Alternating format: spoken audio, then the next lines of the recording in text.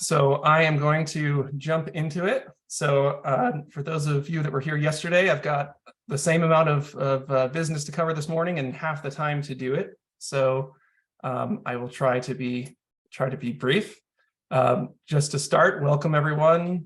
Good morning, good afternoon, good evening to you wherever you're joining us from today. This is day 2 of the 2022 Nightjar Network meeting, Global Nightjar Network meeting. And my name is Logan Parker. I'm one of the steering committee members for this group, and I'll be hosting today. We have a number of presentations that we're going to get to see today, and we're anxious to see them, including myself. But we do have some important meeting business to cover before we get started. So as I said, you want to make sure that your display name matches the name that you use to register with. So if you could do that now. Also, if you can make sure that you're muted and that your camera is off. There will be opportunities to talk on camera if you wish, but during the presentation session, we ask that you keep yourself muted, and we're going to rely on the chat. We circulated our code of conduct prior to this email, but I do want to go over that quickly with you and ensure that we have the best meeting that we can, the most productive meeting that we can. First and foremost, there's zero tolerance for bigotry or hate within this meeting, and any racist, sexist, or culturally insensitive comments will result in being removed from the meeting immediately and permanently. If you have any concerns about the safety of this meeting space, feel free to reach out to myself or one of the co-hosts directly using a private message. We also have an anonymous form that you can fill out and can connect to us that way if you'd like to respond anonymously, with the disclaimer that if there's an immediate need, the private message is the faster way of reaching us, but we will be checking the form regularly. The meeting chat is for conference-related questions only. If you could keep any talk-related questions until the end of each presentation, that would be great. If you have questions, you can always pre-type your questions and then enter them when the meeting or when the presentation ends. So depending on the preference of our speakers, questions may be answered in the chat or spoken verbally. Our moderators are going to do their best to provide written transcription of any spoken questions and answers in the chat. For our native English speakers, please remember that this is an international conference and English is not the primary spoken language for most of our presenters and attendees. Please speak slowly, clearly, and enunciate as best you can. I'm trying to do that myself. Please be patient with us conference organizers as we do our best to keep things running smoothly and as we strive to make this as inclusive as possible. We're open to feedback, and we'll provide a survey at the end of the conference where you can make suggestions for improvements for any subsequent meetings. And of course, the goal here is to have fun and learn about nightjars. We have the Zoom live transcription feature enabled for this meeting, and we've also compiled a number of downloadable presentation transcripts that can be accessed in our Google Drive folder, which we'll share a link to you. And we also have it on our groups.io site. You do need to you need to sign up to get onto the groups.io site, but those are all up there, and we'll send you links to those. Just bear in mind that as useful as these are, there are limitations, and excuse any mistakes that we have in these resources. Unfortunately, the live transcription has a hard time with the word nightjar. So there, I got it this time, but yeah, I noticed that yesterday. So as I stated earlier, that this meeting was organized by a steering committee composed of volunteers, and we're currently seeking to expand our committee and are looking for regional representation from Africa, Asia, and Oceania. We're also seeking members to fill positions like our treasurer, web designer, and roles related to EDI, communications, language accessibility, and fundraising. If you're interested in joining the committee, please reach out to our steering committee vice chair and secretary, Ellie Knight, and we'll put her email in the chat, and we'll try to circulate that throughout the day as well. Lastly, we launched an online shop on Redbubble where you can order t-shirts with the network's recently revealed logo that was created by our steering committee member, Eliza Grames. It's a super cool logo. The proceeds from the shop will allow us to generate funds to create a future research grant. So we've had a number of sales already, and we are really grateful to everyone that's ordered shirts so far. And a link is available for that in the chat also. So with all that aside, oh, and I should say too, so we're recording this meeting. We will make it available after the meeting. It'll take us a little time to compile them, but they will be available. So with that complete, we can discuss our agenda for the day. And we'll begin with a session on breeding ecology, followed by a session on breeding grounds and behavior. Following these sessions, we'll have a keynote presentation from integrative biologist Eliza Grames. We will then break for a meal break, during which you can participate in one of our breakout sessions. We'll discuss those later. And then we will end the day with a session on migration ecology. So that wraps up all of our meeting business, and we can segue into our presentations. So our first session of the day, breeding ecology, will be begun with a presentation titled Nightjars in the Sage, Common Porwheels in Western Montana. And this is presented by Kate Stone and Mary Schofield. Kate Stone is a research ecologist with MPG Ranch in Montana. Kate's research focuses on a variety of topics that range from scavenger ecology to nocturnal insectivores to migratory songbirds. Mary Schofield is a field biologist also with MPG Ranch, works on the avian science team, on the nocturnal insectivore project, the Lewis's woodpecker project, and the migratory owl project. So we'll get their presentation started shortly. Thank you.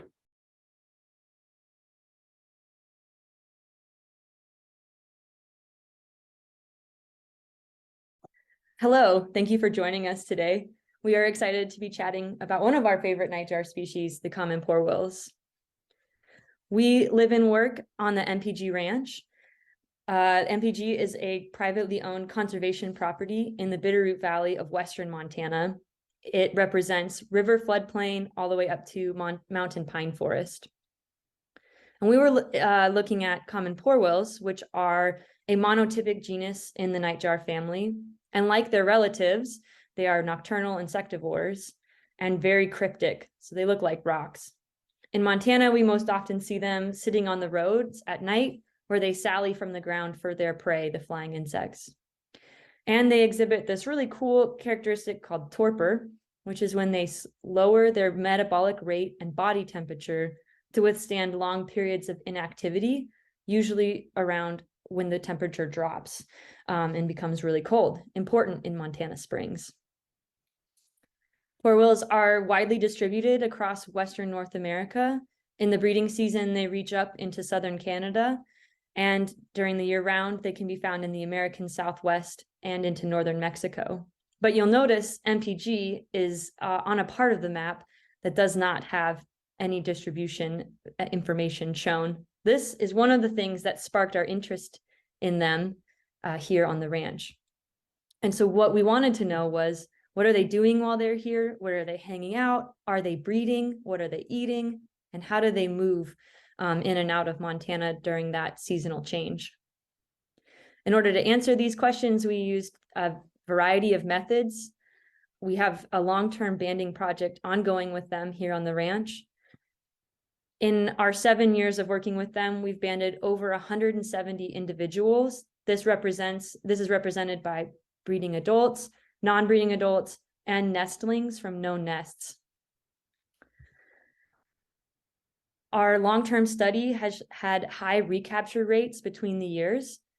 This is partially due to their high breeding site and natal site fidelity. And our high recapture rates have also given us longevity records of birds living up to 6 or 7 years old, which is very exciting. Mm-hmm. Our banding has also shown that we have also observed birds breeding successfully in their 2nd year of life. And during our nest monitoring, we've followed their nesting from initiation to successful fledge. In Montana, they have 2 broods. The first round usually starts in early June. Both parents attend the nest, and the second round generally overlaps with the fledge of the first nest. This is key for why both parents attend the nest. They have 2 eggs per clutch, and they hatch into these really adorable orange cuties. We followed 40 nests in these 7 years, and due to that high breeding site fidelity, we've observed repeated use of areas throughout the years, which you can see on this map with heavy clusters. We've also seen within years that territories can overlap with between pairs, and this is awesome. From our vegetation surveys, we've learned that they like to sit on hillsides or the edges of talus slopes, and they like to be in the open space between shrubs or forbs, often tucked up underneath something and looking out. And we found that their nesting locations are similar to the locations that they choose for their roosts. One of our big questions was, what are these birds eating while they're here in Montana? So we used DNA barcoding of their fecal samples as a way to look at their diet more precisely than has been done in the past. I know this figure is a bit complicated, but this is from one of our published manuscripts comparing the diets of multiple nocturnal aerial insectivores here in Montana. And just to focus you in on the common porwills in this graph, these are the porwills in orange, and we use 73 samples from common porwills to identify 154 unique prey items. But the most frequent prey items for porwills in this study were a group of crane flies and also the noctuid moths.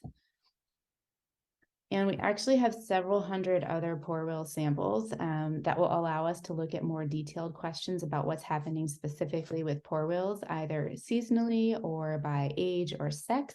And so here's just one example of a seasonal graph of how porwheel diets change during their breeding season from May to September. And all of these different colors or groups here are basically moth families, with the exception of the orange Tapulidae, which are crane flies. But just note, if you look at the blue noctuid and geometrid moths, how different their use is between the beginning of the season and end of the breeding season. We've also done some work on movements and migration, several years of work with just standard handheld radio telemetry to look at home range and local movement. We are analyzing that data now. But our most recent endeavor is to use the MODIS network as a way to track larger scale movements, look at migration routes and overwintering locations. And this is a system that relies on a communal network of receivers, and then the use of coded nanotags placed on each bird. And if you don't know much about MODIS, William Blake is going to be giving a talk on using MODIS to study nightjars in session 6 of this conference. So in 3 years, we have put 44 of these coded tags out on common porwhills. And here's just a map of our detections kind of outside of our study area that are showing kind of some of their migration paths and potential overwintering areas. So on this figure, the purple dots represent detections in the fall, and the blue dots represent detections in the spring. You can see here the fall movements suggest a distribution kind of across their known winter range. And there's a little bit of a hole here in the middle and of course to our south, and that's likely because of the lack of station coverage currently for MODIS in these places. That's definitely something everyone is working on. The other thing I just have you note here, that for us, it appears that these birds are kind of flying due south to leave the valley. It's kind of indicated in that number 8 on that one dot. We have had 8 porwhills pass just this one station 100 miles to our south in Salmon, Idaho. And most birds do appear to go straight through our valley and then disperse from there. In the spring, they are not getting detected on these stations right to our south. And in fact, we've had several detections to our north, and we think the birds are either coming that way or coming in from the side, east or west, but they are not taking an approach from the south. So that's kind of cool stuff.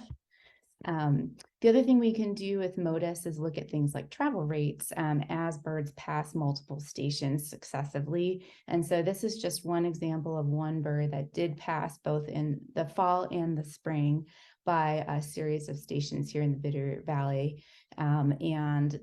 These data suggest that for this bird anyway, he averaged a speed of 27.5 kilometers per hour in the fall of 2021 and a faster speed of 34.6 kilometers per hour in the spring of 2022. And just another cool thing about this bird, when he did arrive in that spring, we were very surprised to get his detections on the MODIS stations because he was detected in late March, which is way earlier than really we were expecting this bird. And in fact, it is now kind of a record for the state of Montana for a spring arrival for common portwills. So as William will talk a little bit more in his presentation, you can use MODIS as kind of a way to recapture birds passively without actually having to handle them. So you know they're back in your study area without the impact of capture.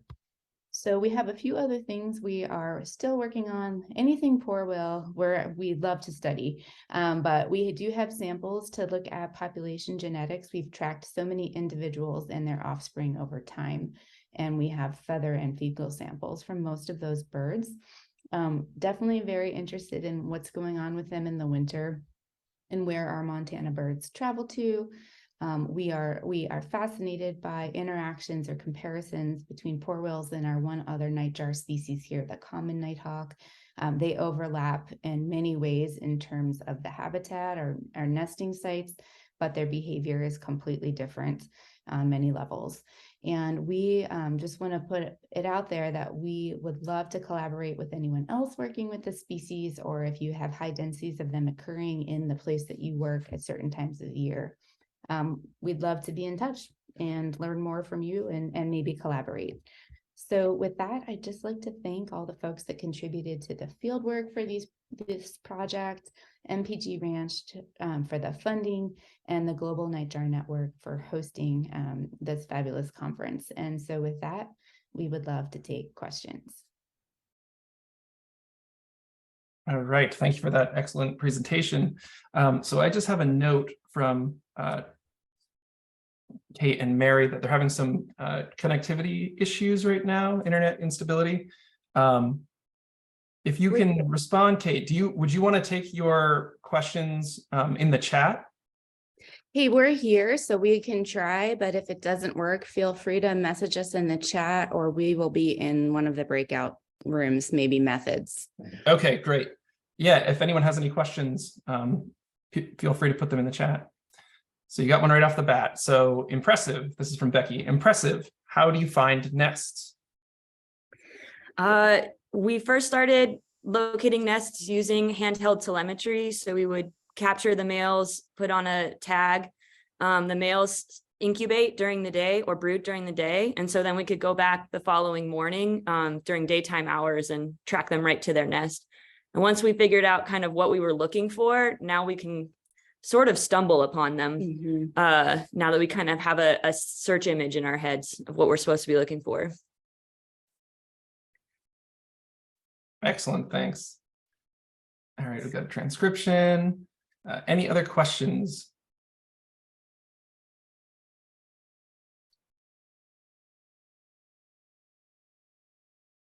I got a couple questions here. So you mentioned repeat use of certain breeding areas. Were they occupied by the same individuals? This is from Ruben. Yes. So some breeding areas are repeated use by the males, and some years they are different males using the exact same spot between the years. Is that answer? Yeah. Mm-hmm. All right, we have time for one more here. And I see Lucy also put in a plug that this is discussing MODIS would be a great topic for a breakout session, which I agree. But Jared had a question for you. In Colorado, common porwheels are sometimes spotted in urban and suburban environments during migration, including right in the center of Denver. Is this the case in Montana? Ooh, that's a good question. So we don't have a lot of urban environments kind of in our study area. And I'd say just in general, before we started working with them, no one was really reporting detections of common porwheels in most of our state. So I would say that's pretty much largely unknown. And even eBird records aren't particularly helpful to answer that question. So good question, but we don't really know. Great, thanks. Thanks so much to you both for your presentation and for responding to questions. And yeah, we'll definitely have to chat in the breakout sessions. Cool. Well, one person in maybe the migration, and we'll have one person in methods, if that sounds good. Sounds great. Okay, so our next presentation is titled Survival of Eastern Whippoorwill Broods from Incubation to Independence. And this is presented by Sarah Stewart. Sarah is a master's candidate at the University of Illinois, Urbana-Champaign, where she is currently studying various aspects of Eastern whippoorwill ecology, including temporal variation in adult space use, post-fledging survival and habitat selection, and the use of torpor during the breeding season. We'll get that presentation started in just a moment.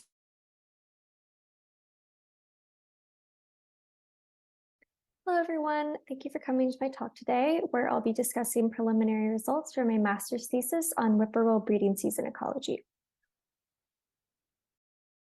The eastern whippoorwill is one of the most charismatic yet understudied breeding birds in North America. Whippoorwills are long-distance migrants, spending the breeding season in eastern North America and wintering in Mexico and Central America.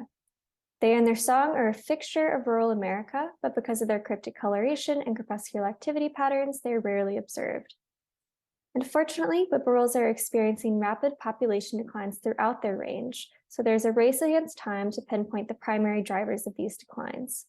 In the past decade, there has been a push to fill knowledge gaps around even basic aspects of whippoorwill life history to get us to a point where these population declines can be addressed. One aspect of whippoorwill ecology that requires further study is their breeding cycle. The breeding cycle of all avian species, from the moment incubation begins to when a young bird becomes independent, exposes developing young to mortality risk. The egg, chick, and post-fledging stage all have associated risks, and these depend on the development, environmental and predation pressures, and parental care strategy of the focal species. If broods have varying vulnerabilities and survival rates during their development, we cannot necessarily just study one or multiple stages to get a full picture of how the breeding cycle may be influencing population dynamics. Whippoorwills and nightjars in general have a unique development and parental care strategy. They rely solely on cryptic plumage to conceal their ground nests, so they are particularly susceptible to nest predation, and there is no true fledging event where young leave the nest structure and the physical protection of adults. If whippoorwill declines are stemming at least in part from the breeding cycle, we need to identify in which stage and why so that conservation efforts may be focused. 2 studies have investigated nest and chick survival of the whippoorwill, but none have looked at survival in all 3 stages of development. Observations of whippoorwill fledglings are incidental, and there's very little information on their life history during the post-fledgling period, much less factors impacting survival. Thus, our objectives for this study were to estimate and compare survival rates among development stages to form a more contextual picture of breeding season vulnerabilities for the whippoorwill, as well as to fill life history gaps about post-fledgling ecology. From 2019 to 2022, we conducted brood monitoring for whippoorwills between May and July at 2 sites in Illinois, which is in the Midwestern region of the United States. Both sites have a mix of open and forested habitats, with some early successional scrub habitats that whippoorwills would often forage and nest in. We conducted nocturnal nest searching by locating the eye shine of incubating or brooding adults, which is visible when the light from a headlamp hits the tapetum lucidum in the eye, which is the structure that allows nightjars to see in low light conditions. If we found a nest, we would flag the location and then return every 2 to 5 days to monitor development. We would do this either until a nest failed, which was often the full disappearance of eggs or chicks, or it fledged when chicks reached 15 days of age, the point at which they can make short flights. We then measured vegetation characteristics and canopy cover around nests to include in our egg survival analyses. In 2019 and 2020, there was an emphasis on VHF tagging adults, so we were able to monitor the development of young post-fledge as long as they were still associated with the tagged parent. However, we wanted to be able to relocate fledglings after they were no longer receiving parental care, so we VHF tagged young birds during the second half of the study. We adhered transmitters directly to the skin and on the back using a combination of lash glue and super glue, similar to methods outlined in RAM 1978. After fledglings were tagged, we relocated them approximately 6 times per week, with emphasis on observing both daytime roosting and active behavior. And we continued to monitor a fledgling until there was a mortality event or its tag fell off. To estimate daily survival rates and cumulative survival probabilities, I conducted a survival analysis using the logistic exposure method outlined in Schaefer 2004 for each developmental stage. I considered egg survival during the 20-day incubation period, chick survival during the 15 days post-hatch, and fledgling survival during the 30 days post-fledgling. I counted egg clutches as a single unit, as there were very few instances where there were partial egg predations, while chicks and fledgling were considered separately to allow for partial predations or failures. To investigate relative strength of effects on daily survival, I took a hierarchical approach used by English et al. 2018, where I began by ranking models with all combinations of the temporal variables listed here. I then included the best supported temporal variables with a selection of environmental variables, and in the case of egg survival models, nest site characteristics. There were 95 clutches considered in daily nest survival estimates. The probability of survival to the end of incubation was 51% based on the best supported model. A combination of year and quadratic Julian date had the lowest AIC score in the first modeling stage, and there were no environmental variables or nest site characteristics that improved the fit of the model. Here you can see that daily survival rate is variable among years and peaks mid-season.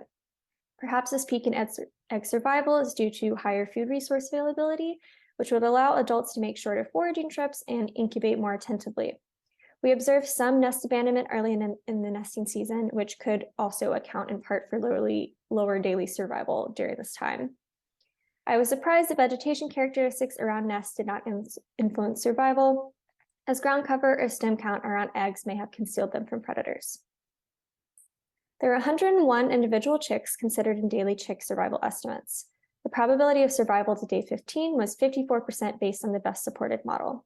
Year and Julian date were the best supported temporal variables, with little support for any environmental effects. Similarly to nest survival, daily chick survival is variable between years, but survival decreases with Julian date. It's possible that this decrease in survival is due to heightened activity of ground predators, such as snakes, as the season progresses and nightly temperatures warm. So before I talk about the results of my fledgling survival analysis, I did want to cover some basic life history knowledge that we gained from the post-fledgling portion of our study. As I mentioned earlier, we use VHF transmitters to either track adults with fledglings or the fledglings themselves. We ended up monitoring 33 fledglings through association with a tagged parent or sibling across all years, and tagged another 18 fledglings between 2021 and 2022. Due to tag loss and mortality, we were only able to observe 12 fledglings after they became independent, but we recorded some really cool behaviors from these birds. We confirmed 4 instances of predation of those 18 tagged fledglings, and we suspect that these were all because of avian predators, based on the state of remains or by tracking transmitters directly to owl nests. So here I have a basic timeline of the 30 days post-fledgling, split into 3 phases. The first phase is what I call the parental care phase. Adults will continue to brood and provision young for an additional 2 or more weeks after fledglings are able to fly. Typically, only one parent will care for fledglings. In a lot of cases, this is the male parent so that the female can make a second brood attempt. However, I did observe instances where they stayed with the female, or in one case, with both parents. Although fledglings can fly at this stage, they are unskilled and have not yet attempted to forage. The transition phase is exactly that. It is during this time that fledglings begin to forage for themselves and separate from adults. First foraging attempts occur as early as 25 days old, but there is likely overlap between parental care and these attempts. We observed 3 out of the 4 predations during this time, which makes sense, as fledglings are likely more conspicuous and less skilled at evading predators when they first begin to forage on their own. And finally, we have independence. Fledglings begin to forage and roost without adults, and oftentimes will do both of these things with their siblings if both have reached independence. They start to look and act like adults once they get past 40 days old, and we didn't observe any predations in fledglings older than 35 days old. There were 48 individual fledglings considered in survival estimates. the probability of surviving the first 30 days post-fledgling was 96% based on the best supported model. Quadratic effect of Julian date and fledgling age were the best supported temporal variables with no influence of environmental factors. So we see that daily survival is at its lowest mid-season and decreases with fledgling age, but there are high amounts of error associated with these parameters. I expected there to be a quadratic effective age on fledgling survival, where survival is lowest at intermediate or transition ages, as we observed a majority of our predation events when fledglings were losing their association with adults. Instead, we see this downward trend begin around day 30, but continue with really large confidence intervals, emphasizing that although we didn't observe any predations of fledglings older than 35 days old, doesn't mean that this does not occur. Compiling the survival probabilities from each development stage, we see once again that egg and chick survival are variable among years and are lower than fledgling survival in all study years. These results are comparable with those of Akresh and King and English et al., who found similar survival values and yearly variability. This variability in egg or chick survival makes sense, as both eggs and chicks are very susceptible to predation while on the ground. Snakes, raccoons, coyotes, and even ants are confirmed predators of whippoorwill nests at our study sites, so there is great potential for differences in predator communities and predator-prey dynamics among years. Because fledglings can fly to avoid ground predators, they are released from this predation pressure and thus experience higher survival. Taking the average cumulative survival across study years for each development stage, we find that young whippoorwills have a 27% chance of surviving from the onset of incubation to an age of 45 days. To summarize, we observed only temporal influences on survival of both eggs and chicks with little support for any environmental variables. At this point, however, we can only speculate why these trends exist. Does it have to do with differences in nest attendance by adults within a season, or with predator activity patterns shifting with temperature? These questions require further study to identify why eggs and chicks are more vulnerable at certain times during a season and what is causing these failures. Using radiotelemetry, we were able to observe whippoorwill chicks past their fledging date and thus describe the extended parental care and behavior of juveniles during this understudied life stage.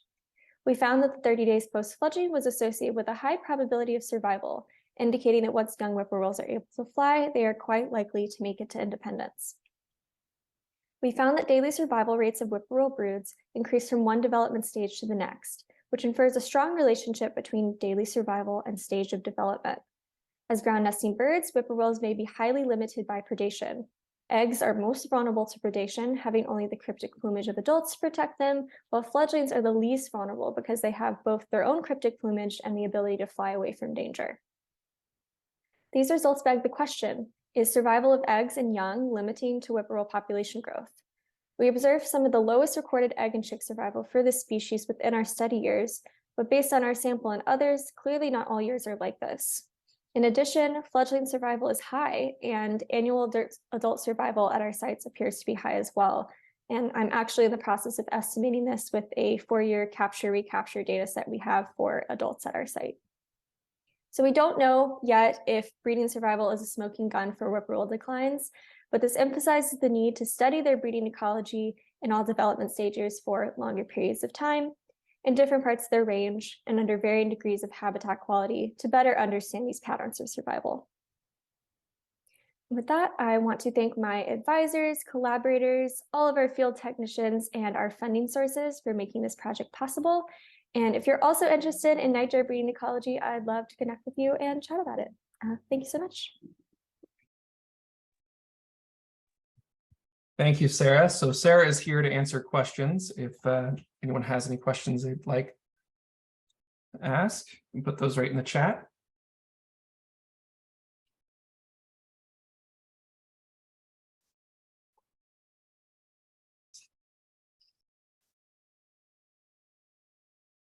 Okay, so you got a question right here from Mike. All right, so great talk. That was a lot of nests. Do you find any birds double brooding? Yeah, we had from anywhere from 3 to 4 pairs double brood in each study year.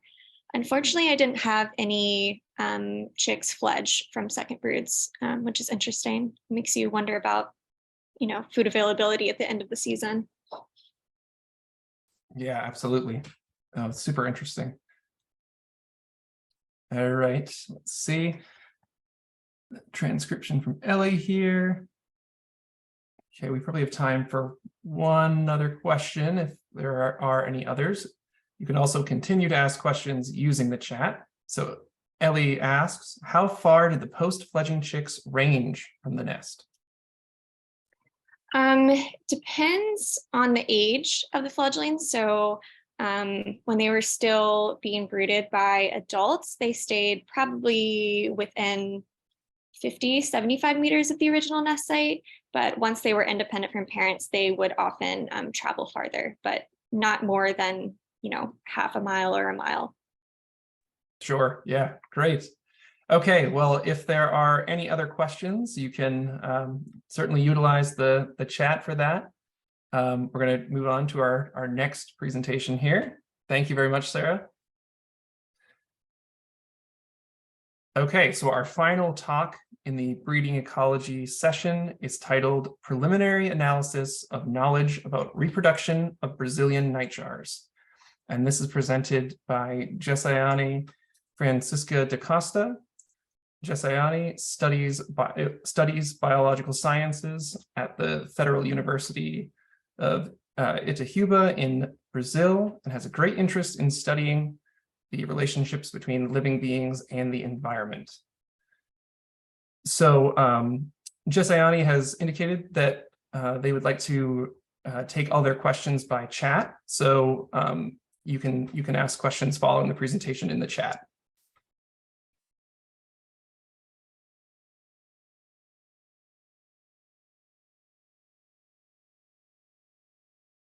Olá a todos, eu sou Gesiane, graduanda do curso de Ciências Biológicas Licenciatura pela Universidade Federal de Itajubá. É um prazer poder estar aqui hoje compartilhando um pouquinho com vocês sobre essa minha pesquisa, intitulada como Análise Preliminar do Conhecimento sobre a Reprodução dos Bacuraus Brasileiros. Primeiramente, eu gostaria de explicar que o termo análise preliminar foi utilizado por mim pelo fato de que a minha pesquisa ela ainda se encontra em fase final de desenvolvimento. Bom, antes de adentrar aos dados mais específicos da pesquisa, eu gostaria de começar trazendo algumas informações mais gerais sobre os bacuraus, já que são eles, né, a grande estrela desse nosso evento e também da minha pesquisa. Bom, os bacuraus, ou curiangos, né, como são chamados na linguagem popular, pertencem à família Caprimugidae, que é a maior família de aves pertencente à ordem dos caprimugiformes, incluindo cerca de 100 espécies. Os bacuraus, eles podem ser encontrados em diversos tipos de hábitats. No entanto, nós temos alguns estudos que nos mostram que são as regiões mais tropicais que abrigam aí a maior diversidade de espécies de bacurau, particularmente a América do Sul e em especial o Brasil, onde nós temos 27 espécies conhecidas. Os bacuraus, eles são aves insetívoras, de hábitos noturnos e crepusculares, e por conta desses hábitos, os bacuraus, eles possuem como característica marcante o padrão críptico, né, de coloração da sua plumagem em tons de cinza e marrom, o que permite que eles desenvolvam, né, uma eficiente camuflagem no ambiente, da maneira aí, né, que nós conhecemos aí. Bom, antes de começar a falar sobre a reprodução, eu queria, né, também fazer um parênteses para o fato de que, dentre as espécies reconhecidas, infelizmente, muitas já se encontram ameaçadas de extinção, e isso por diversos fatores, como, por exemplo, por atropelamentos por veículos automotores, pela perda do habitat e também pelo declínio global de insetos que vem acontecendo. E isso é muito preocupante, porque são os insetos o alimento dessas aves. Mas e sobre a reprodução? O que se sabe? Sobre a reprodução, sabe-se que, em geral, os bacuraus eles põem os seus ovos diretamente no solo, com exceção do gênero Leurocaris, sem nenhum ninho construído ou material depositado. E os bacuraus, eles botam 1 ou 2 ovos, né, que podem ser brancos rosa alaranjados com manchas pardas ou manchas beges. Em relação aos períodos de incubação, estudos eles apontam que o tempo de incubação varia bastante entre as espécies, geralmente entre 15 e 30 dias, e que o macho e a fêmea, né, na maioria das espécies, eles revezam na incubação dos ovos e no cuidado com os filhotes. Sobre a época de reprodução, sabe-se que normalmente a época reprodutiva acontece entre os meses de setembro a janeiro, embora nós temos também trabalhos que estendem aí o período reprodutivo de algumas espécies até o mês de agosto. Sobre os sistemas de acasalamento, também pouco se sabe, sendo que a grande maioria é monogâmica, mas a poligamia ela já foi identificada para 2 espécies africanas e acredita-se, né, que possivelmente ela aconteça também na espécie do bacurau tesourão, que ocorre em território brasileiro. Os hábitos noturnos e a plumagem, os hábitos noturnos, né, e a plumagem críptica, como já foi comentado por mim, são características que dificultam, né, os estudos sobre a biologia reprodutiva dos bacuraus. Com relação às espécies de ocorrência, né, no Brasil, poucas espécies têm dados detalhados sobre a biologia reprodutiva, sendo que algumas espécies elas não têm nem mesmo um ninho descrito na literatura. Então, né, tendo em vista todas as críticas a respeito da escassez de dados literários sobre a reprodução dos bacuraus brasileiros, foi então que este estudo ele tem como objetivo geral, né, realizar uma revisão do conhecimento sobre a reprodução dessas aves. E foram, né, traçados também 3 objetivos específicos que eu deixei aqui destacado. O primeiro foi avaliar como a ciência cidadã e seus instrumentos têm contribuído para o conhecimento das espécies de bacuraus, e particularmente sobre a sua biologia reprodutiva, em comparação com as informações disponíveis na literatura. O segundo objetivo específico, ele consiste em analisar quais vêm sendo as colaborações de algumas plataformas web interativas para o levantamento de dados sobre os capimugírios de ocorrência brasileira.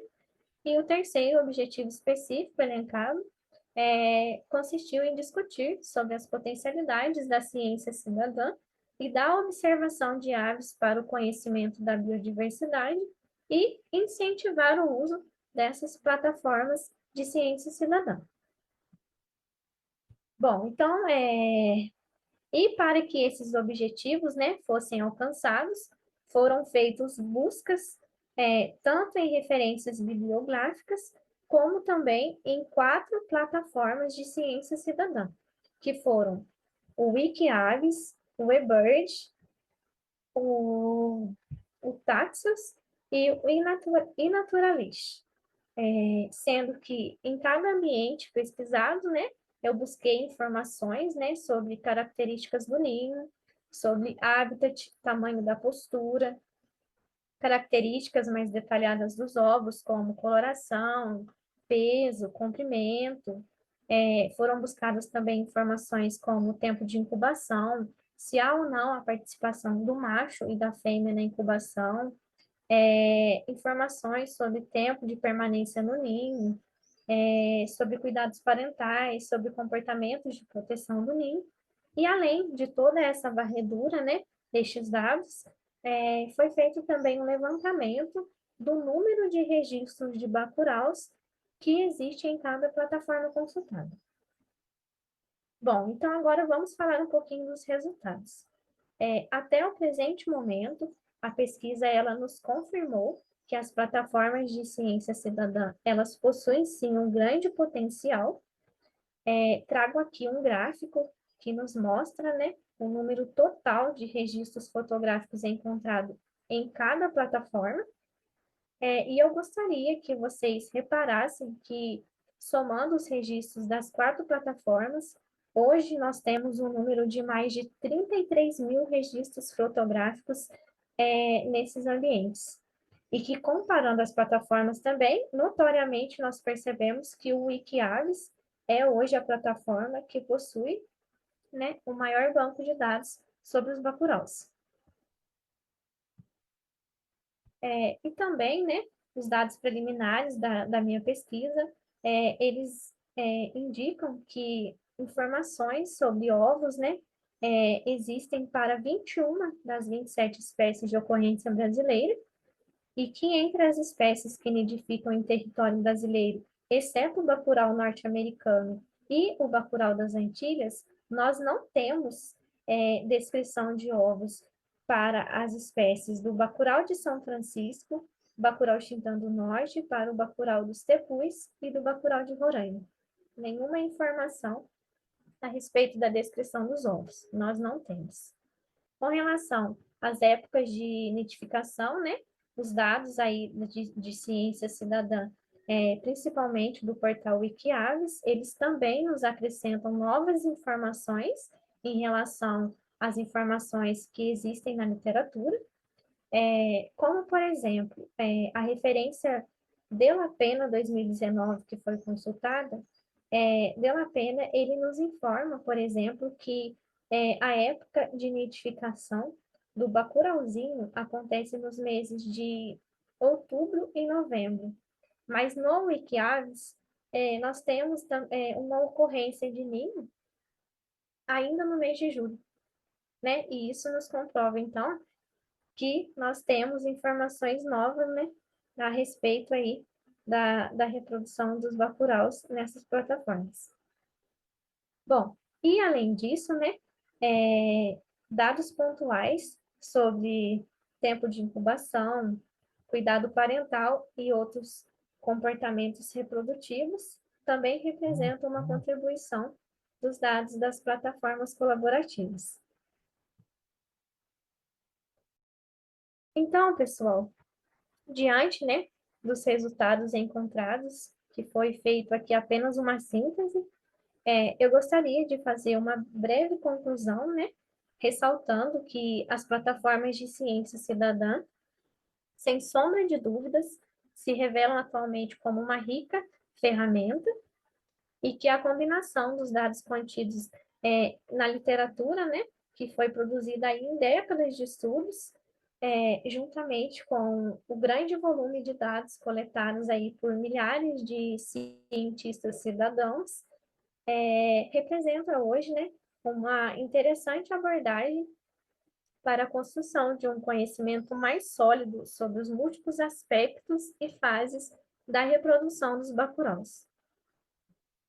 Por fim, né, deixo aqui as referências consultadas na pesquisa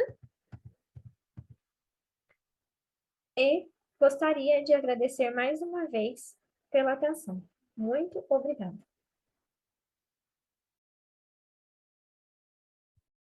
Excellent. Thank you for that presentation, Josayani. That was fascinating. It's always interesting to see these different mediums for gathering knowledge and expanding our understanding. So, as I said earlier, Josayani requests that questions are directed through the chat. So you are welcome to do that. I encourage you to do so. We will enter our break period, but please do continue to discuss in the chat. So we'll return in about 5 minutes.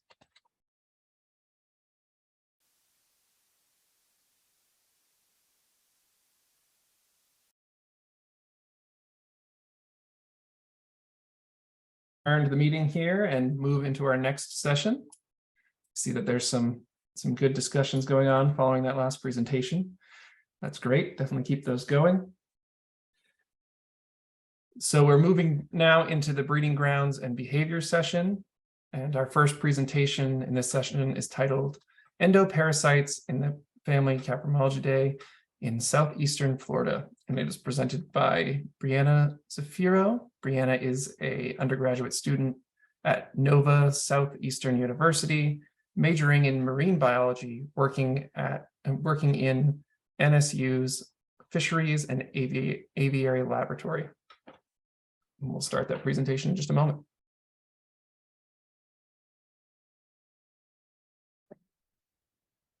Hello, my name is Brianna Safiro from Nova Southeastern University. Today I'm talking about endoparasites in family Caprimulgidae from southeastern Florida. Endoparasites are important indicators of trophic relationships and foraging behaviors of individual species. As most endoparasites are acquired through intermediate host as prey, little studies have been done on endoparasite communities in family Caprimulgidae. Studies done have been mostly endoparasite species oriented, or surveys of individual species rather than surveys of the entire family. Cestodes, nematodes, and digynians are classes of parasitic worms that infect many animals. These parasites typically have complex life cycles requiring at least one host species. Family Caprimulgidae in South Florida eat mostly flying insects. Many of these insects include those from orders Coloptera, Diptera, Odonata, and Lepidoptera.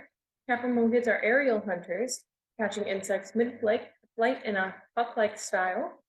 Some examples of insects from these orders in orders Coloptera, beetles, order Diptera, flies, order Odonata, dragonflies and damselflies, order Lepidoptera, butterflies and moths. The type of birds in this study are common nighthawks, chuck-wills, widows, eastern whippoorwills, and lesser nighthawks. The lesser nighthawk is a vagrant from the Western Caribbean and uncommonly seen in South Florida. Occasionally, South Florida does get some Antillean nighthawks, as this nighthawk is a vagrant from the Eastern Caribbean. However, none were available for this study. Birds were dissected and the digestive tract was examined. Organs inspected were the esophagus, the proventriculus, intestines, and the cloaca, as well as the washes of the intestines and the proventriculus. The GI tract was only used because, unlike blood and heart parasites, parasites in the GI tract can be frozen and preserved easier. These organs were all examined using a compound dissecting microscope. All specimens were received frozen from wildlife rehabilitation centers in South Florida. These centers were the South Florida Wildlife Center, the Key West Wildlife Center, the Florida Keys Wild Bird Center, and the Pelican Harbor Seabird Station. Caprimulgids hosted a diverse community of endoparasites, including members of Digynia, Cestoda, and Nematoda.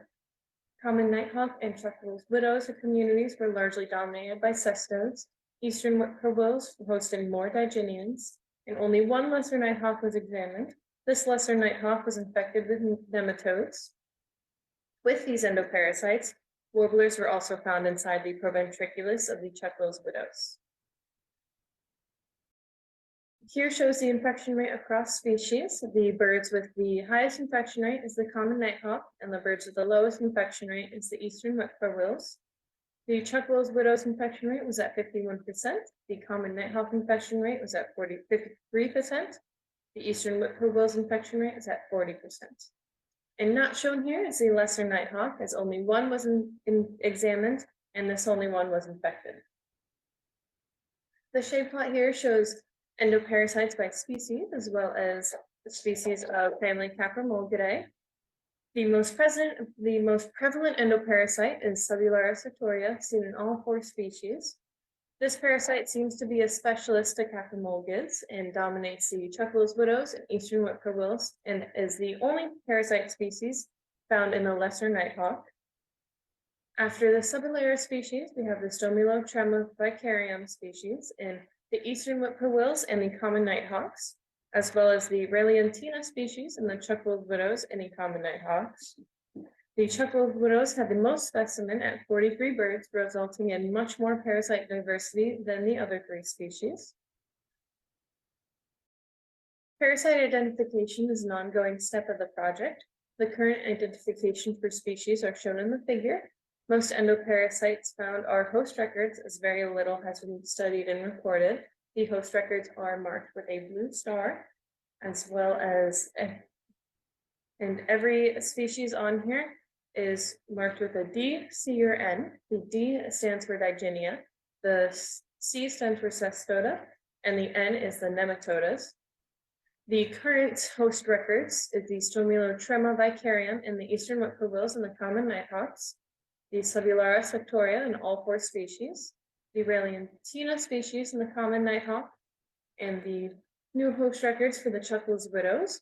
Along with the Subulata sectoria is the Arcaria species and the Lycorosomum species with the Orthoscrigibinia species. With these new host records, a range extension has been seen in the Subulata sectoria. This species is commonly found in Cuba and areas around Cuba. The Subulata species have also been found in burrowing owls. These birds are also ground nesters, so we can hypothesize that the Subulata sectoria is linked to the ground nesting of the nightjars. And here shows the family Caprimulgidae infection rate compared with other South Florida species. The birds are color-coded based on behavior. The green birds are the wading birds, the blue birds are the shorebirds, the raptors are the purple birds, and yellow is warblers, pigeons, and doves, and the red is family Caprimulgidae. Infection rates all seen are birds in South Florida examined by NSU's Fishery and Avian Ecology Lab. Many raptors and wading bird families are seen with the highest infection rate, a much higher rate than family Caprimulgidae, while warbler families have a much lower rate than family Caprimulgidae. Wading birds and raptors commonly eat fish, which are very common intermediate host of endoparasites. Warblers are insectivores, but rarely infected by parasites. This could be linked to the small size of the bird or the small size of the prey items. Warblers were also found within the proventriculus of 5 Chuckwill's widows. 4 was found during the project at NSU's Fisheries and Avian Ecology Lab, and 1 was found by Yaritza Costa, the rehabilitation manager at part of the Pelican Harbor Seabird Station. This behavior has been reported twice, once by Thayer in 1899, describing incidents of Chuckwill's widows catching warblers midair, and once by Ower in 1966, who found a deceased Chuckwill's widows with 1 warbler in the mouth, as well as 1 warbler in the proventriculus. The Chuckwill's widow is the physically largest nighthawk in the southeast USA. This could mean that this is the only species that could effectively forage on warbler-sized birds, as this behavior of eating warblers has not been seen in any other nightjar family. Due to this behavior, the prevalence rate of infection may also be related to the infection rates in warblers as it is in Chuckwill's widows. And to the right, we have some figures of what the warblers look like in the proventriculus of the Chuckwill's widows. The top picture is a picture before it was examined, and what the partially digested warbler looks like inside the proventriculus. The bottom left is one of the feathers that we used in our preliminary identification of family Parulidae. So you can see it's a very yellow feather, as most family Parulidae in Florida have very bright yellow feathers. To the right is what the top picture looks like once examined. You can see there's some partially digestive tissue, as well as some feathers and 2 toruses found in the clump of feathers. In the bottom right is also a prey item found. The rate of infection across all species is 51%, a relatively low rate compared with birds such as waterfowl. The Caprimulgidae are mostly insectivores. While many insects are intermediate hosts compared to other prey items, they're not nearly as common. One reason the Caprimulgidae may have a lower infection rate. Along with this, the Caprimulgidae are ground nesters, unlike most non-shore birds. Ground nesting does have a higher chance of parasitism, as ground nesters have less developed defenses than nests of higher elevations, such as songbirds, which could lead to why the infection rate is slightly higher than some warblers and pigeons and doves seen around here. Based on this study, we propose endoparasite prevalence is largely dependent on both trophic behavior and nesting strategy. Further examination is needed, as nightjars are a vastly understudied family for endoparasites. We are thankful for the continued support from our research partners at South Florida Wildlife Center, Pelican Harbor Seabird Station, Key West Wildlife Center, and Florida Keys Wild Bird Center. With the help of these underappreciated centers, this project has been able to fit within a student time frame rather than much longer due to the cryptic nature of these birds. We also wish to thank Kathy Avenia DePiche from Miami-Dade College for her preliminary assistance, and the Homos College of Arts and Sciences for its continued support. Great, thank you, Brianna. So Brianna is here to answer some questions, and I do see some questions already popping up in the chat. So Mark asks here, he said that you added that the birds came from rehab centers. I presume that the birds with warblers were brought in dead? Yeah, so all of our specimens were received from these rehab centers, and they were all dissections. So all of the warblers that we found were inside the proventriculus during dissection. All right, and then we have another question here from Becky. So do we know the impact of these parasites on the host birds? Parasites do take a lot of nutrients from the birds, and they're very good indicators of just trophic behavior, which is usually what they're used for. So a lot of these parasites, as we're not completely finished with this project, a lot of these parasites will be linked to which like prey items that they may be found in more commonly, to kind of show what these birds are eating a little more of. Sure. All right, we got a transcription here. We have time for maybe one other question. So Richard asks here, so the information about warblers in the proventriculus really surprised me. Did I understand correctly that those were birds capable of flight, i.e. not chicks?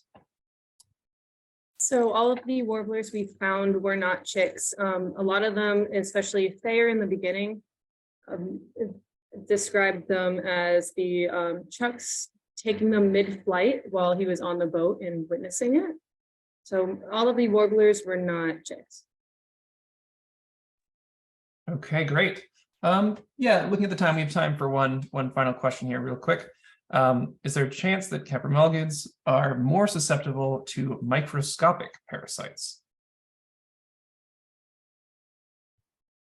We're not completely sure about that. We're, again, the project's not completely done. We're still going to be surveying for quite a long time. And there's really no information on endoparasites in capromelgids. The only two species we've been seeing and using has been from the Fluorescent Spalder book, where it's only one Chuckwill's widows and one common nighthawk that is surveyed for these birds or for these parasites. So we're not completely sure on that one yet. Sure. Yeah. All right. Well, thank you very much. Yes, certainly continue discussions in the chat, and we will segue into our next presentation, which is titled Seasonal, Environmental, and Observation Level Effects on Detectability of Sympatric Nightjars in Eastern Oklahoma. This is presented by Matt Broadway. Matt Broadway is a PhD student at Oklahoma State University. Before pursuing his PhD, Matt studied greater prairie chicken demographics in Wisconsin and worked as the state's small game biologist in Indiana. So we will start that presentation up for you now. Hello, and thank you for tuning into my talk. My name is Matt Broadway. I'm a PhD student at Oklahoma State University, and today we'll be talking about detectability of nightjar species in eastern Oklahoma.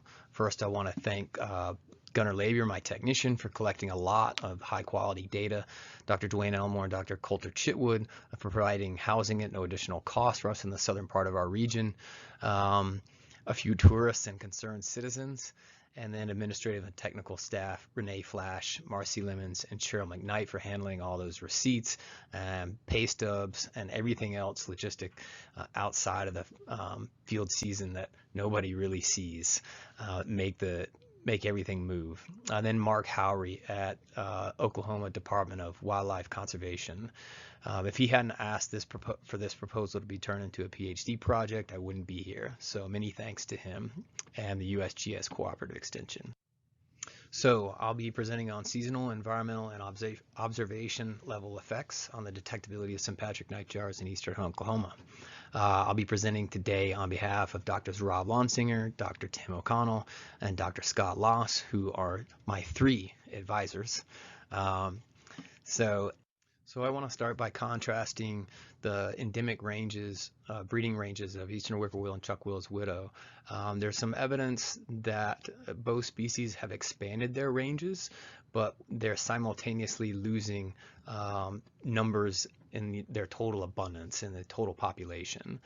You can see on the left portion of this slide that eastern whippoorwills do occur. We are in Oklahoma, we are in the southwestern extent of their breeding range, and Chuck-Will's widows we're almost to the western extent of their range, and there is some evidence that they're slowly encroaching northward in their breeding ranges. And I believe just recently, Southern Illinois recorded the first confirmed Chuck-Will's widow nest that we know of. So not only are both species in this paradoxical trend of expanding their ranges while declining in abundance, there's also ostensibly evidence for multiple causes of declines in these species, primarily loss in prey availability that might be linked to broad-scale neonicotinoid and insecticide use, land use change, urbanization, habitat degradation, and land use practices, agricultural intensification, for example, may all be contributing to declines in these populations over the last half-century. Both species are considered near threatened on the IUCN list, and whippoorwills at least are one of the more susceptible species to window collision mortality, likely because of their foraging behavior and the fact that lights near windows attract insects.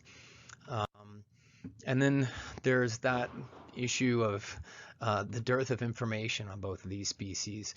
We don't have a thorough understanding of not only their occupancy in Oklahoma, but across their range, key predators, basic demographic parameters.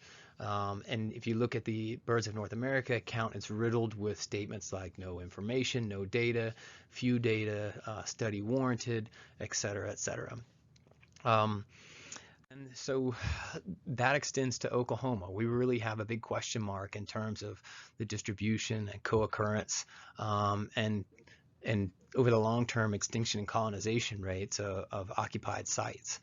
And the fact that these species co-occur in Oklahoma and are declining, that is going to make monitoring them even more important to be able to detect those declines or those range shifts.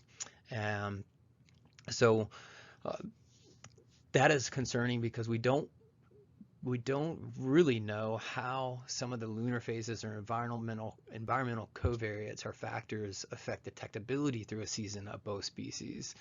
So for all of those reasons, we have developed these fundamental objectives on this project to develop and refine a survey protocol to effectively detect nightjars throughout the season and accommodate imperfect detection, generate baseline nightjar distribution data, and evaluate factors influence the probability of their detection for an optimal sampling design, and then quantify occurrence and species-specific habitat associations of nightjars in eastern Oklahoma.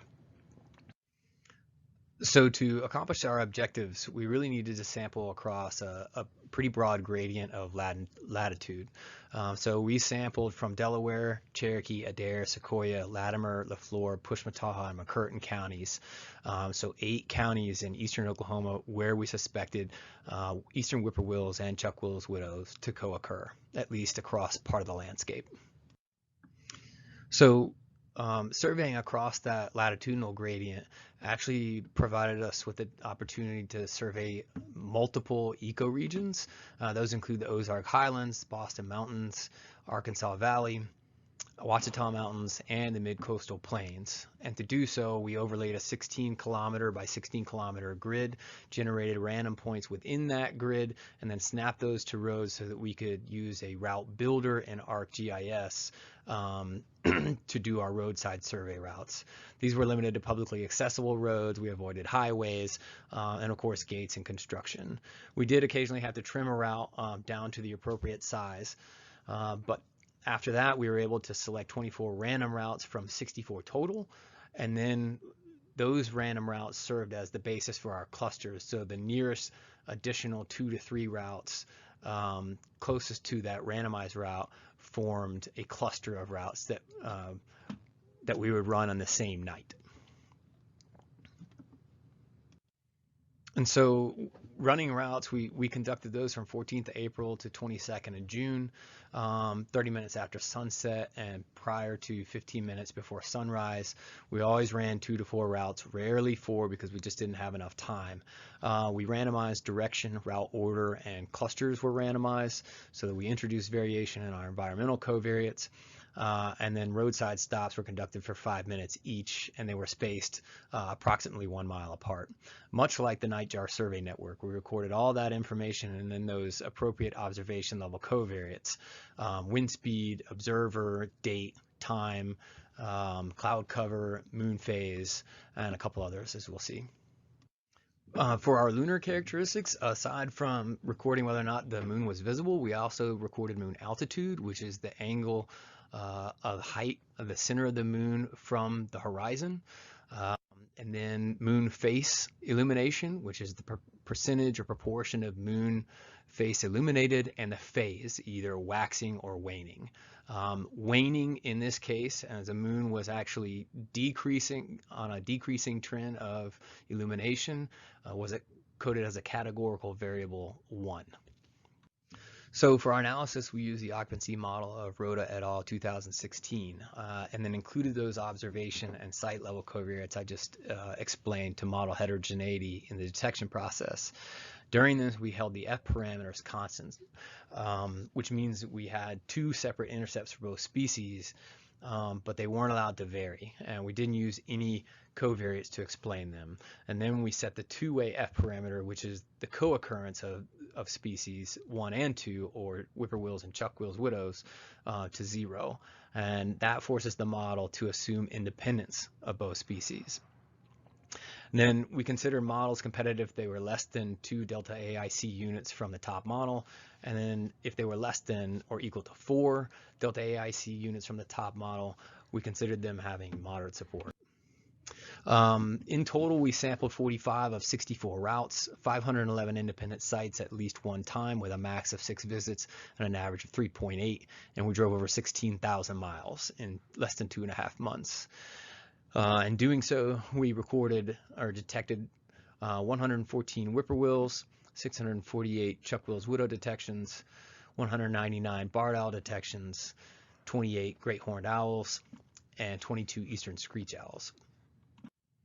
Okay, so model results suggest that detection is best explained by allowing detection to vary among species, so each species having their own intercept, and then by the moon altitude above the horizon and the phase, so waxing versus waning. And these 2 models, one of which is really only competitive, are iterations of the same thing, actually. If I had more time, I would explain it, and be sure to ask me in Q&A if you like. But I just want to point out that there really is no ambiguity in the top model. We have a lot of support for our top model, and even with a liberal cutoff threshold, we wouldn't include the second model in further modeling of occupancy. So the model estimates, I want to point out real quickly that the intercepts for both species are different, which means the average detection for both species are different. And then the effect of moon altitude has a consistently positive effect on both species. and moon phase, which is that categorical variable that the moon is waning or becoming less illuminated or proceeding through a declining moon phase illumination, has a negative effect on both species. And then the occupancy parameters. We held those constant, but remember, this model is a little bit different when it estimates, as it estimates occupancy, and it estimates each individual species by itself, which is 0.065 occupancy probability for whippoorwills, 0.52 probability for chuck-wills widows, and then this is the probability both occur at the same time, so 0.11. So for future work, we're going to continue monitoring. We have some small adjustments to make to our monitoring scheme, but not our design. We're going to finalize model structures and covariates. We have seasons 2 and 3 still yet to come, and then we're going to transition to a robust design occupancy model after our detection work is done.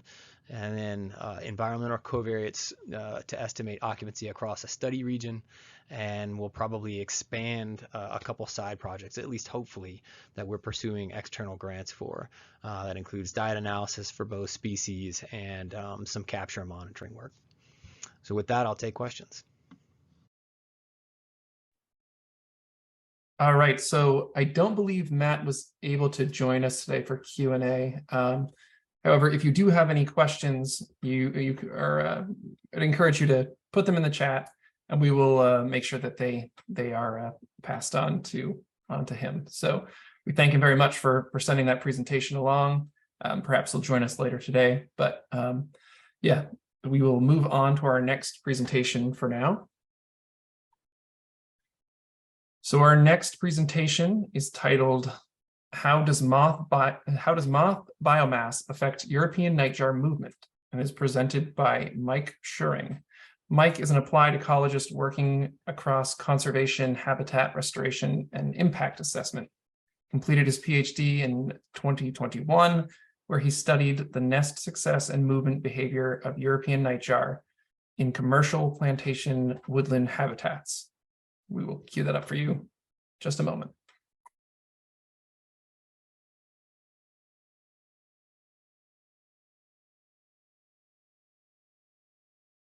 Good afternoon, everyone, and thanks very much for the opportunity to present at the Global Nightjar Network event today. My name is Mike Schuring. I'm going to talk to you a little bit about the work associated with my PhD at Cardiff University, and specifically aspects around moth biomass and European nightjar movement. So just a little bit of context about European nightjar in Wales. They're pretty much wholly reliant in Wales on plantation coniferous woodland, so land managed for timber production, and they're reliant on the open areas within this habitat for nesting sites and most of the habitat around it, and within the forest matrix, or non-forest habitat within the forest matrix for foraging habitat. So why moths? So we know from the literature moths can form a really important part of nightjar diet.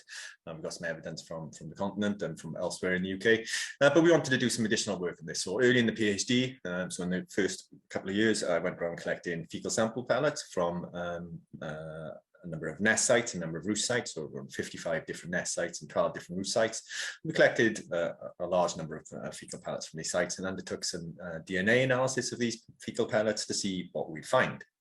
So we extracted DNA fragments from the pellets and run them and checked them against online databases to see what they matched up with. And the majority of our pellets were made up of moth DNA. So the majority of the fragments we found within these fecal pellets were associated with moths. So moths are clearly a key important of nightjar diet within our sites, as well as evidence from other sites in Europe and the UK. So that's why moths. But how did we go about getting some metrics on moth biomass? So basically I did a lot of moth trapping at my sites across Wales using battery powered 6-watt heat moth traps. See a photo of it underneath the map that's just appeared. These were deployed in open habitats within the forest, So likely nightjar foraging habitats within our study sites using a randomized sampling kind of strategy. So selected random points within these habitats and traps were set out overnight and then collected in the morning, and the number of moths counted and identified the species. So we identified around about 252 different species, and around about 7,500 individual moths were captured. You can just see the spread of study sites in the map on the left end across Wales. So we've got Keynote in the north, and then a cluster of sites in the southeast with Penican, Avon and Bryn, and then Brecfa more over to the west of Wales. And in general, the moth assemblage we identified on our sites seemed to be characteristic of a mix of upland, heath and woodland sites, which is to be expected given the characteristics of the sites we were operating in. So this plantation woodland landscape where upland habitats have been afforested for timber production.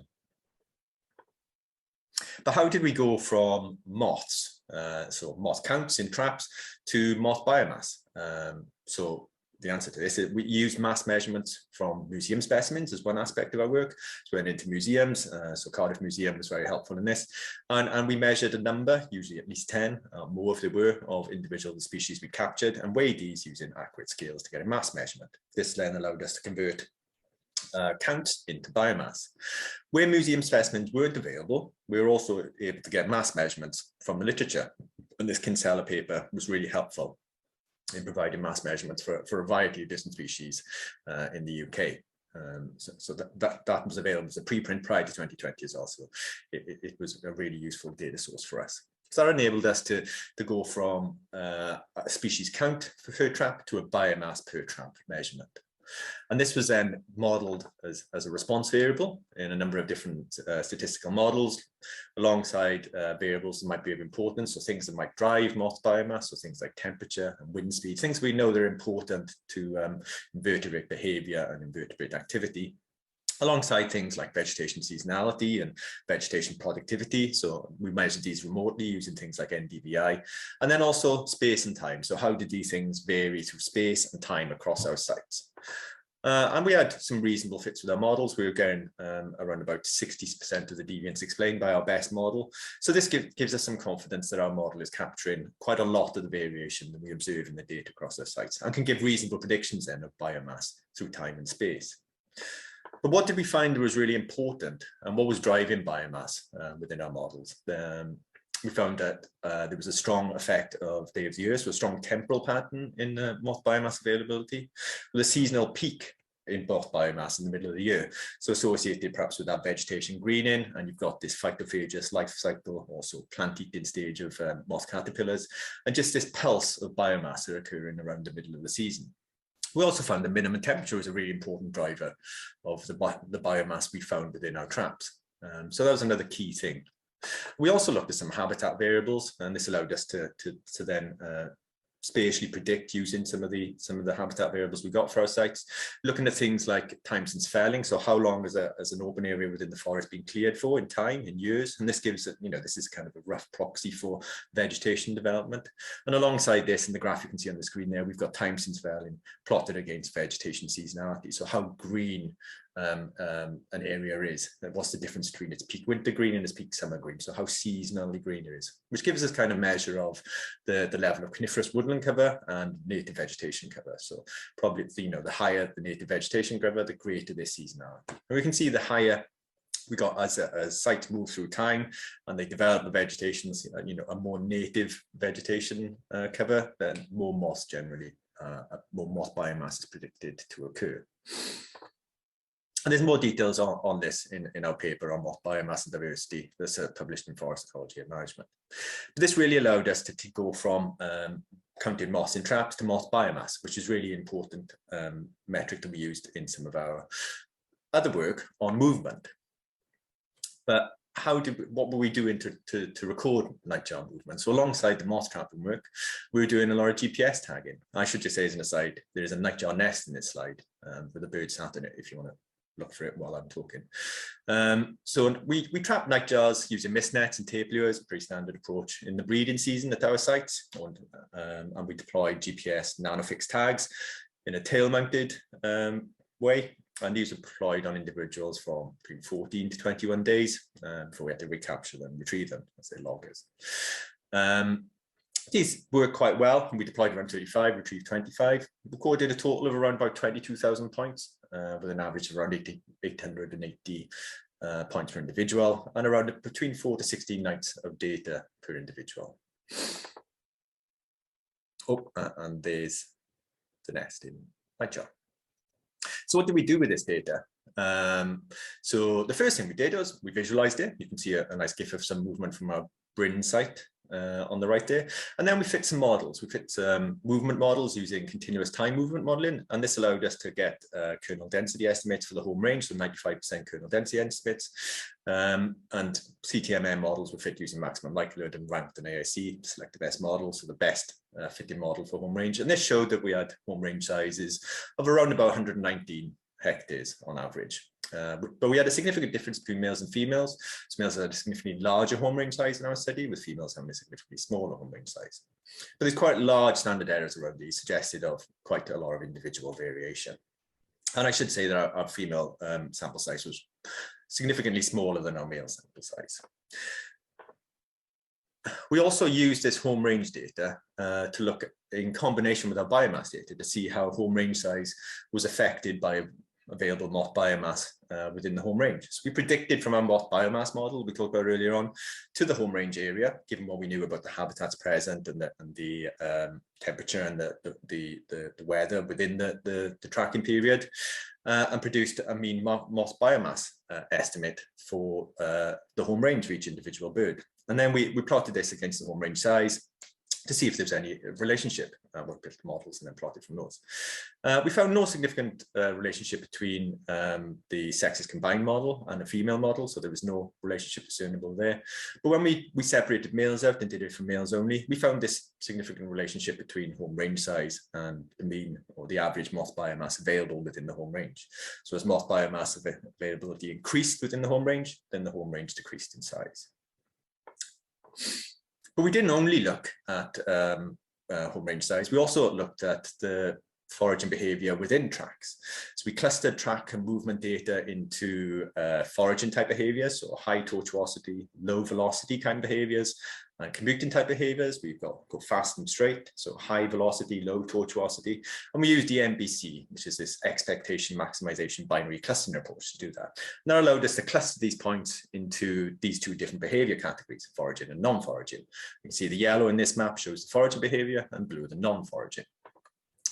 We then analyzed this in a resource selection framework analysis approach, again, fit some statistical models, comparing where use points were, so the foraging type points, with random points then within the home range of the individual. So a large selection of random points within the home range, and compared this against how this varied with biomass, predicted moth biomass from our moth biomass model, but also with moth biomass variation. So we took all the predictions for moth biomass within the season, the tracking period for that individual bird that we had data for, and saw how variable the moth biomass was across the area. And we included that in some of our models as well, because we wanted to see if variation had an effect. And what did we find? Our best fitting model again showed that there was a strong positive effect of biomass variation on probability of observing foraging behavior, but this was also conditional on this biomass variation interaction. So we had variation, we had an interaction with biomass variation between biomass and biomass variation. So it had to be seen in that context. So what does this mean? Basically, our model showed that as predicted moth biomass increases, the probability of observing foraging type behavior increases. But this is also dependent on the predicted moth biomass coefficient of variation. So as variation increases, the threshold of predicted moth biomass required to initiate or to observe a likely foraging, the likelihood of observing foraging probability decreases. So where moth biomass is more variable, you're likely to see foraging at lower predicted moth biomasses. So biomass variation increases, the probability of foraging behavior increases at lower predicted moth biomass. And this can be seen in these plots here where we're going through, we've got probability of foraging behavior against predicted moth biomass at the 25% percentile of variation, so low variation, the mean percentile of coefficient of variation, and the 75th percentile. So you can see this line moving leftwards across the screen, just showing that the probability of foraging is moving down through moth biomass as this variation, or this likely variation over time, or the experience variation over time increases. So in conclusion, moth biomass seems to matter and may potentially drive some of the observed patterns we see in nightjar foraging behaviour. But also this needs to be seen in the context and the individual experience of the variation in moth biomass by individual birds. That is my last slide. So yeah, thank you very much for listening, and I hope that was enjoyable, and I'll take any questions shortly. All right, great. Thank you very much for that presentation, Mike. So Mike is here and available to answer questions. So please put those into the chat.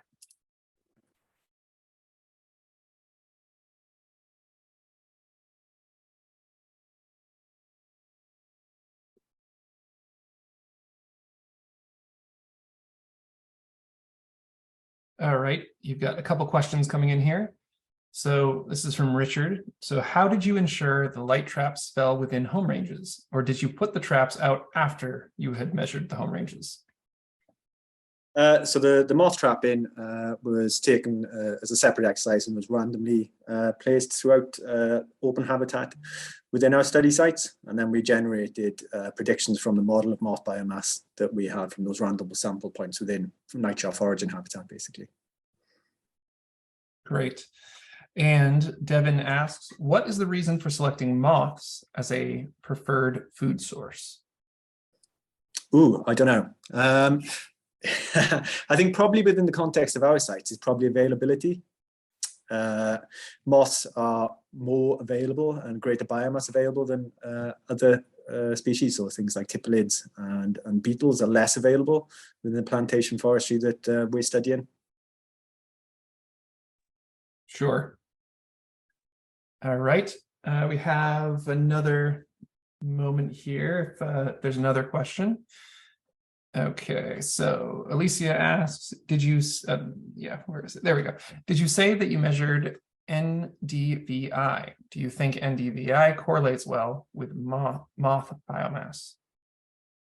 I did measure NDVI. I used 2 NDVI measurements, one from the winter and one from the summer, to get a measurement of seasonal change in the seasonal greening in vegetation, to try and capture the level of non-deciduous cover, basically, just because that's relevant to the kind of habitats I'm operating in. Whether it correlates well with moth biomass, probably, but I didn't look at that specifically. All right, thank you. Ellie asks, did you look at the proportion of time foraging versus non-foraging relative to home range size?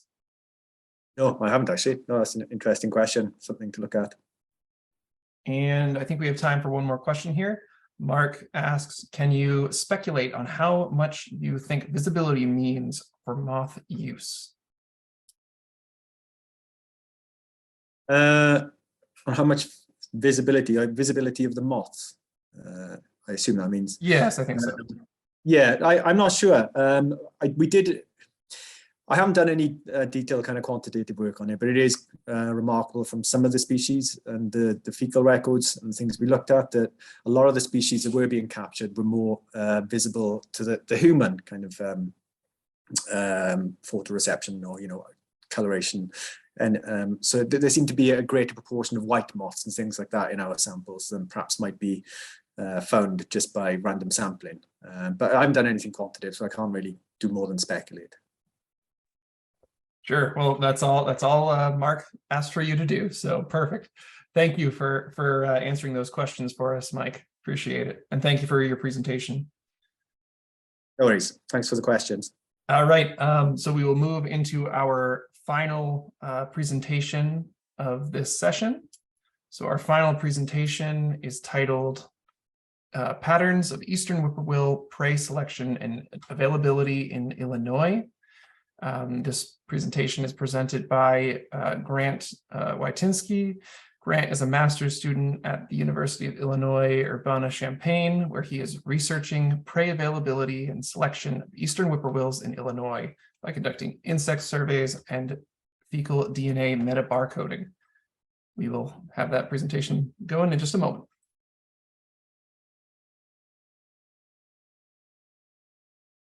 All right. Hello, everyone. Thank you so much for joining me. My name is Grant Watinsky. I'm a master's student at the University of Illinois, Urbana-Champaign, and I'm excited to talk to you today about eastern whippoorwill prey availability and selection here in Illinois.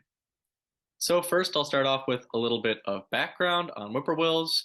Whippoorwills are, of course, nightjars. They are crepuscular, which means they are primarily active at dawn and dusk, although they are active throughout the night. They are well known across North America for their charismatic call, whippoorwill, and they prey primarily on night-flying insects, mainly moths. So moths are their primary prey. The primary foraging strategy that they use are sally flights. So they will find a perch, fly out from that perch, catch a prey item, and return to the same perch or a nearby perch. That's in contrast to continuously flying and catching multiple insects at the same time, which is what some other nightjars do, like nighthawks. Like many other aerial insectivores, whippoorwills populations have been declining significantly in recent decades. These are in conjunction with increasingly well-documented insect declines across North America and much of the world.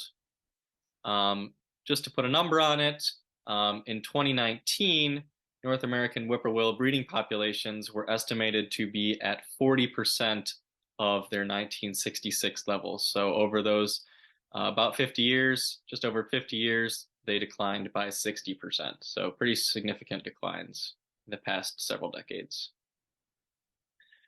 In order to address these declines and figure out what is happening to whippoorwills, our lab started a project in 2019 with Ian Souza Cole, who was a master's student before me in our lab.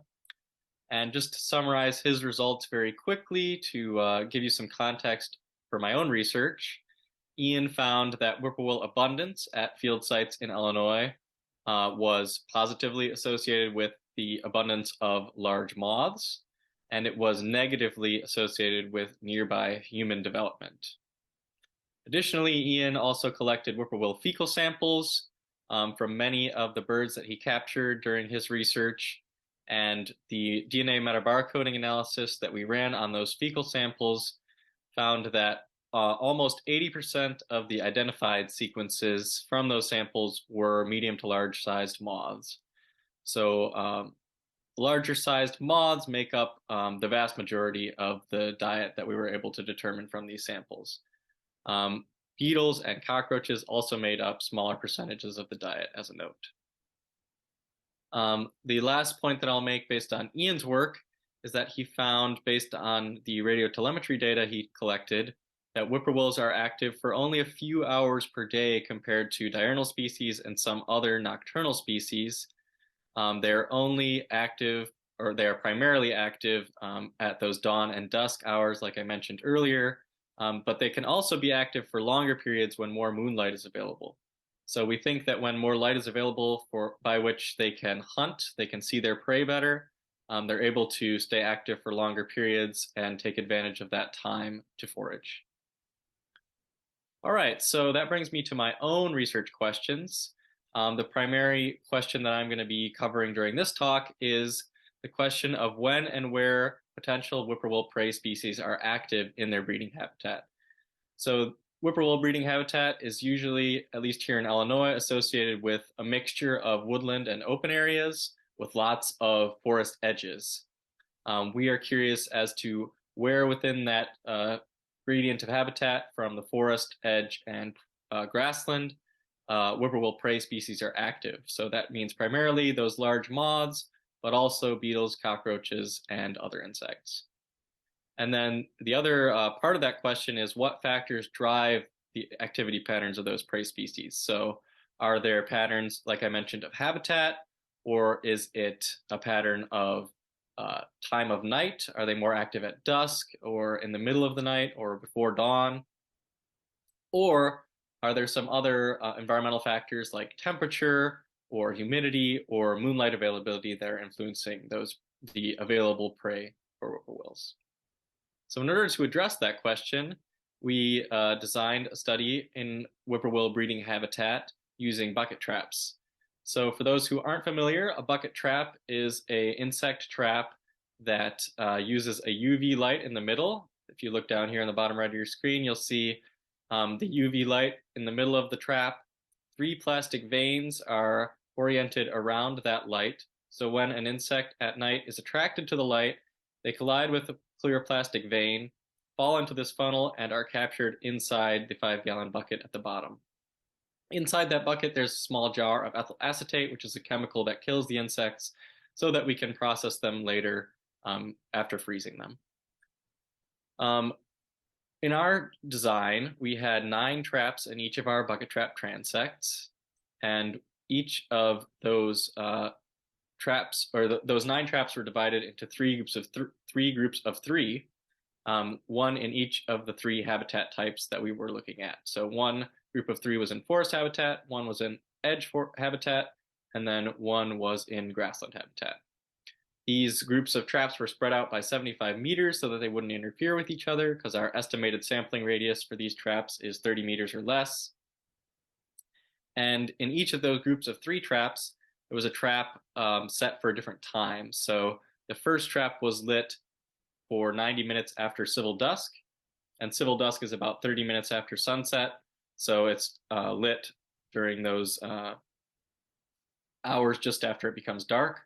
The next trap was lit in the middle of the night between dusk and dawn for 90 minutes. And the third and final trap was lit 90 minutes before civil dawn. So in order to process all those insect samples that we had collected, we sorted them by order and size, focusing on moths, beetles, and cockroaches with a body length of greater than or equal to 10 millimeters. These are the prey items that we think, based on Ian's metabarcoding data, that whippoorwills are targeting mostly. As you'll recall, moths are our main focus because they made up almost 80% of those identified sequences. So I'll get into our results now. Just a quick disclaimer that these results are preliminary. We have a whole nother year of data coming in for 2022, but we haven't processed all those samples yet. Take this with a grain of salt, but I think there are still some interesting patterns emerging. So first, I'll show you the time of night data. So if you look on the x-axis here, we have the after dusk trap, the midnight trap, and the before dawn traps. And on the y-axis, we have the available biomass of moths, beetles, and cockroaches. And then if you look on the right side of the screen, we have just moths. So we chose to run an analysis with only moths, since they make up such a large proportion of the diet of whippoorwills. We wanted to look and see if there were any differences between moths and the prey pool at large. What we found is that there is indeed a difference between the different times of night in terms of the available insect biomass. When we include all of the potential prey pool, we see that there are actually quite a bit more insect biomass available after dusk compared to midnight and before dawn. When we look at just moths, the trend isn't quite so distinctive, but there is a steady decline in availability of moths as you progress from dusk until dawn, and the available biomass slowly shrinks. All right, so moving on to the habitat variables. If you look on the x-axis, we have our 3 habitat types: forest, edge, and grassland, and then the same biomass availability on the y-axis. Interestingly, for the moths, beetles, and cockroaches, the combined prey pool, we found that there was not a significant difference across the 3 habitats in terms of the available biomass, although there is a slight decline in available biomass as you progress from forest to grassland. But when we look at just moths, we actually found that there were significantly more moths available in forest habitat compared to edge and grassland habitat. So there isn't a enormous difference, but it's definitely a statistically significant difference. The plurality of moths were available in the forest. The last independent variable we'll look at is temperature. So on the x-axis here, I have nightly minimum temperature. We're looking at the biomass available on nights where it was cold. So the minimum temperature got down to about 5 degrees Celsius on our coldest night, or nights when it was particularly warm, or anywhere in between. So as you can see, when we look at the prey pool at large, we see that there is a significant positive trend in prey availability as temperature increases during the after dusk time block. So this would be the warmest time block right after the sun has gone down. And we see that it does matter quite a bit for the prey pool at large, the temperature during that first time block. But once we get into the colder part of the night, midnight and before dawn, we see that it doesn't really matter very much what the minimum temperature is. It's already pretty cold, and the insect activities are pretty steady no matter what the temperature is. If we look at moths, on the other hand, we see that for all three of the time blocks, the nightly minimum temperature does not seem to have a substantial effect on the available biomass of moths. So moths don't seem to mind one way or the other, whether it's cold or warm, at least for the range of temperatures that we sampled during, which suggests that temperature might not be as important for them. So what can we take away from these results? Well, firstly, whippoorwills' limited food opportunities, limited feeding opportunities. As I mentioned before, they're only active for a few hours per day compared to some other species.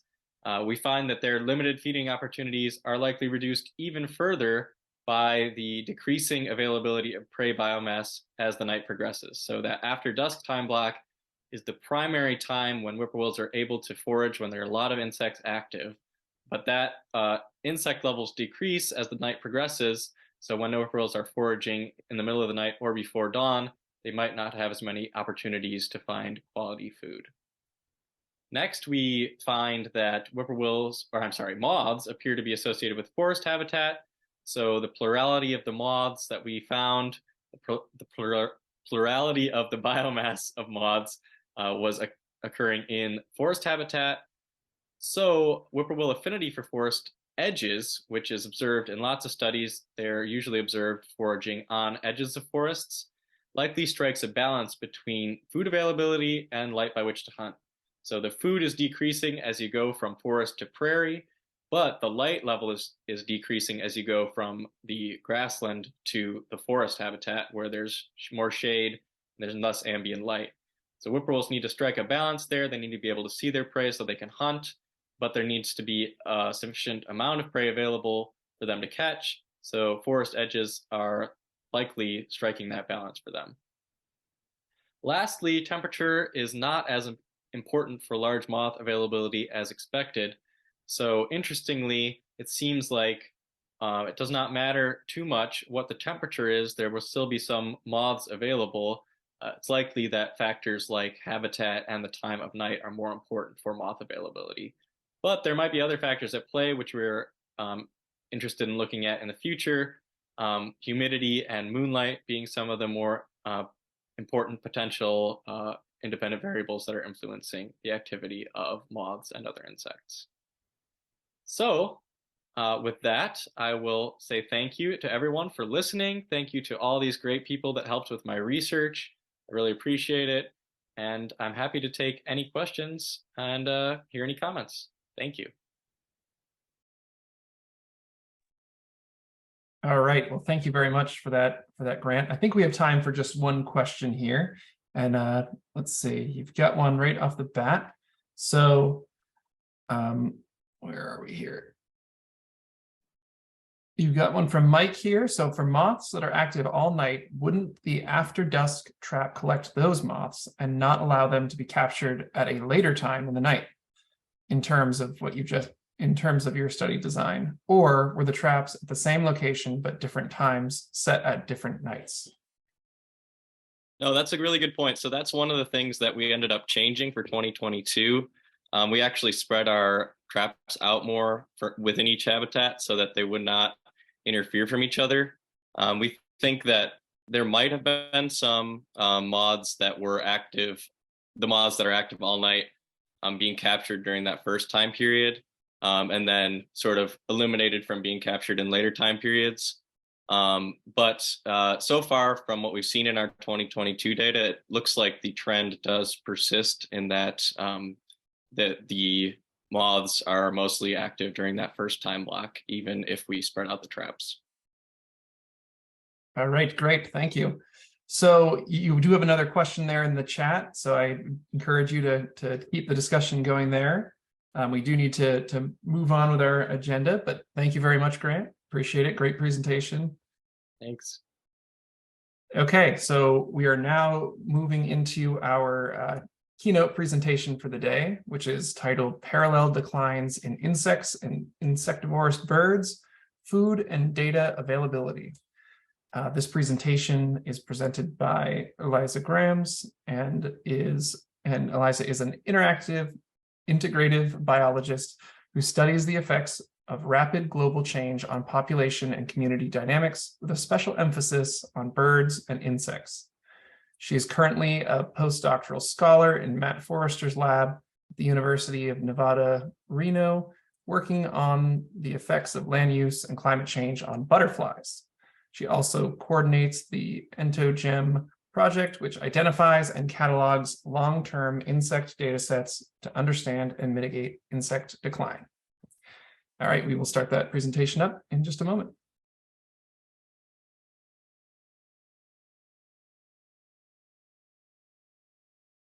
Hi everyone, I'm Eliza Grames. I'm a postdoc at the University of Nevada, Reno, and I'm really honored to be here today to tell you about my research, and I really want to thank the organizers for inviting me to speak. Before I get started, I do want to acknowledge that, this is not just my research, it's the result of a big collaborative effort with many folks, some of whom are pictured here, who range from the more bird side of things to the more bug side of things, and I also really want to thank our funders. So over the past several years, you've probably seen the headlines that, the insect apocalypse is here. It's very alarming. There's going to be dramatic plunges in insects. We only have 2 weeks of life left. It's very apocalyptic, doom for humanity type headlines. Very dramatic, right up there with what's happening on reality TV. And of course, the headlines are going to be dramatic, but we also do have pretty good evidence that, the estimated rate of decline for many insects is around 1 to 2% per year, which doesn't sound very much, but remember, that compounds, so that's actually pretty steep. And so this estimated rate of decline has come from many different studies from different habitats, different regions, different taxa that all sort of converge on this similar estimate. And so the figure that I'm showing here comes from Hallman et al. And on the y-axis, we have biomass of flying insects in Germany, and then the x-axis is time. And you can see that, this is the sort of general trend that we're getting across these studies is this sort of steady decline. And of course, there's variation around it. Insect populations fluctuate really, really wildly from year to year, even when you're summing up a whole community biomass. And we also have meta-analyses showing kind of similar estimates. So this is a meta-analysis by Roel van Klink and colleagues who looked at 168 different studies and found, in some cases there were declines in insects shown here in red. In other cases, there are increases shown in blue, and then sort of a, no discernible trend over time shown in yellow. But overall, they estimated that terrestrial insects are declining at a rate of about 1% per year. And so at the same time that we've been getting all of these reports of insect decline, we've also heard about declines in birds. So back in 2019, Rosenberg and colleagues estimated that we'd lost, 3.2 billion birds in North America alone. And if we zoom in on just part of North America into Canada here, we can look at these losses over different groups of birds. And so the y-axis here is changed since 1970 and x-axis is time. And you can see the group that has declined the most over that time is aerial insectivores. So at the same times that we're getting declines in insects, we're getting declines in insectivores that specialize on eating insects. And so that suggests that, maybe these parallel declines are related. And that wouldn't be very surprising given, just how many insects birds eat every year. So these are African elephants, pictured here with an egret for size. And if you took all of the African elephants on Earth and you put them on one side of the scale, and on the other side of the scale you put all of the insects that birds eat every single year, you would actually need 269 Earth's worth of African elephants to match just how many insects birds eat every single year. So it's astronomical numbers. And part of this is because basically all birds rely on insects at some point during their life cycle. Even, sparrows, which we often think of as more granivorous, as during the breeding season and as chicks, they're completely relying on insects for protein to, raise happy, healthy chicks. And so two of the ways that people think that insect decline may really lead to declines in insectivores is through the effects on survival, which often we measure, body condition as a proxy for that, because if you're in better condition, you're more likely to survive. And then on reproductive success, so just the number of offspring. And so we decided to do a meta-analysis looking at the effects of insect food availability on chick body condition as a proxy for survival and on reproductive success. And we read thousands and thousands and thousands of abstracts, and we found 419 studies that have investigated this relationship. And this was actually, I should say, specifically within songbirds, so only in Passeriformes. And for some of those studies, we couldn't actually include them in the meta-analysis because we couldn't calculate an effect, but we were still able to do a meta-analysis across many, many studies. Those, there was many different bird species included, so we had, I think, 201 or 200 species from 42 different families, although there was a bit of a bias towards things that will nest in nest boxes, presumably because they're easy to study, so there's a lot of studies on gray tit and blue tit, which you can see here are the two largest numbers, and then also on tree swallows and pied flycatchers. There's also, sort of a bias towards forest habitats and temperate grassland. The darker colors are studies that are in the meta-analysis, and lighter colors are ones that are not. So you can see, most of the studies in the meta-analysis do come from boreal and temperate forest. And across I think it was 120 some studies that were included in the quantitative synthesis, we pulled out all of their effects for all the different ways people had measured reproductive success, all the ways they measured body condition, all the ways they measured food, and we put those into a meta-analytic structural equation model so we can estimate the effects of these sort of latent concepts of food availability, reproductive success, and body condition.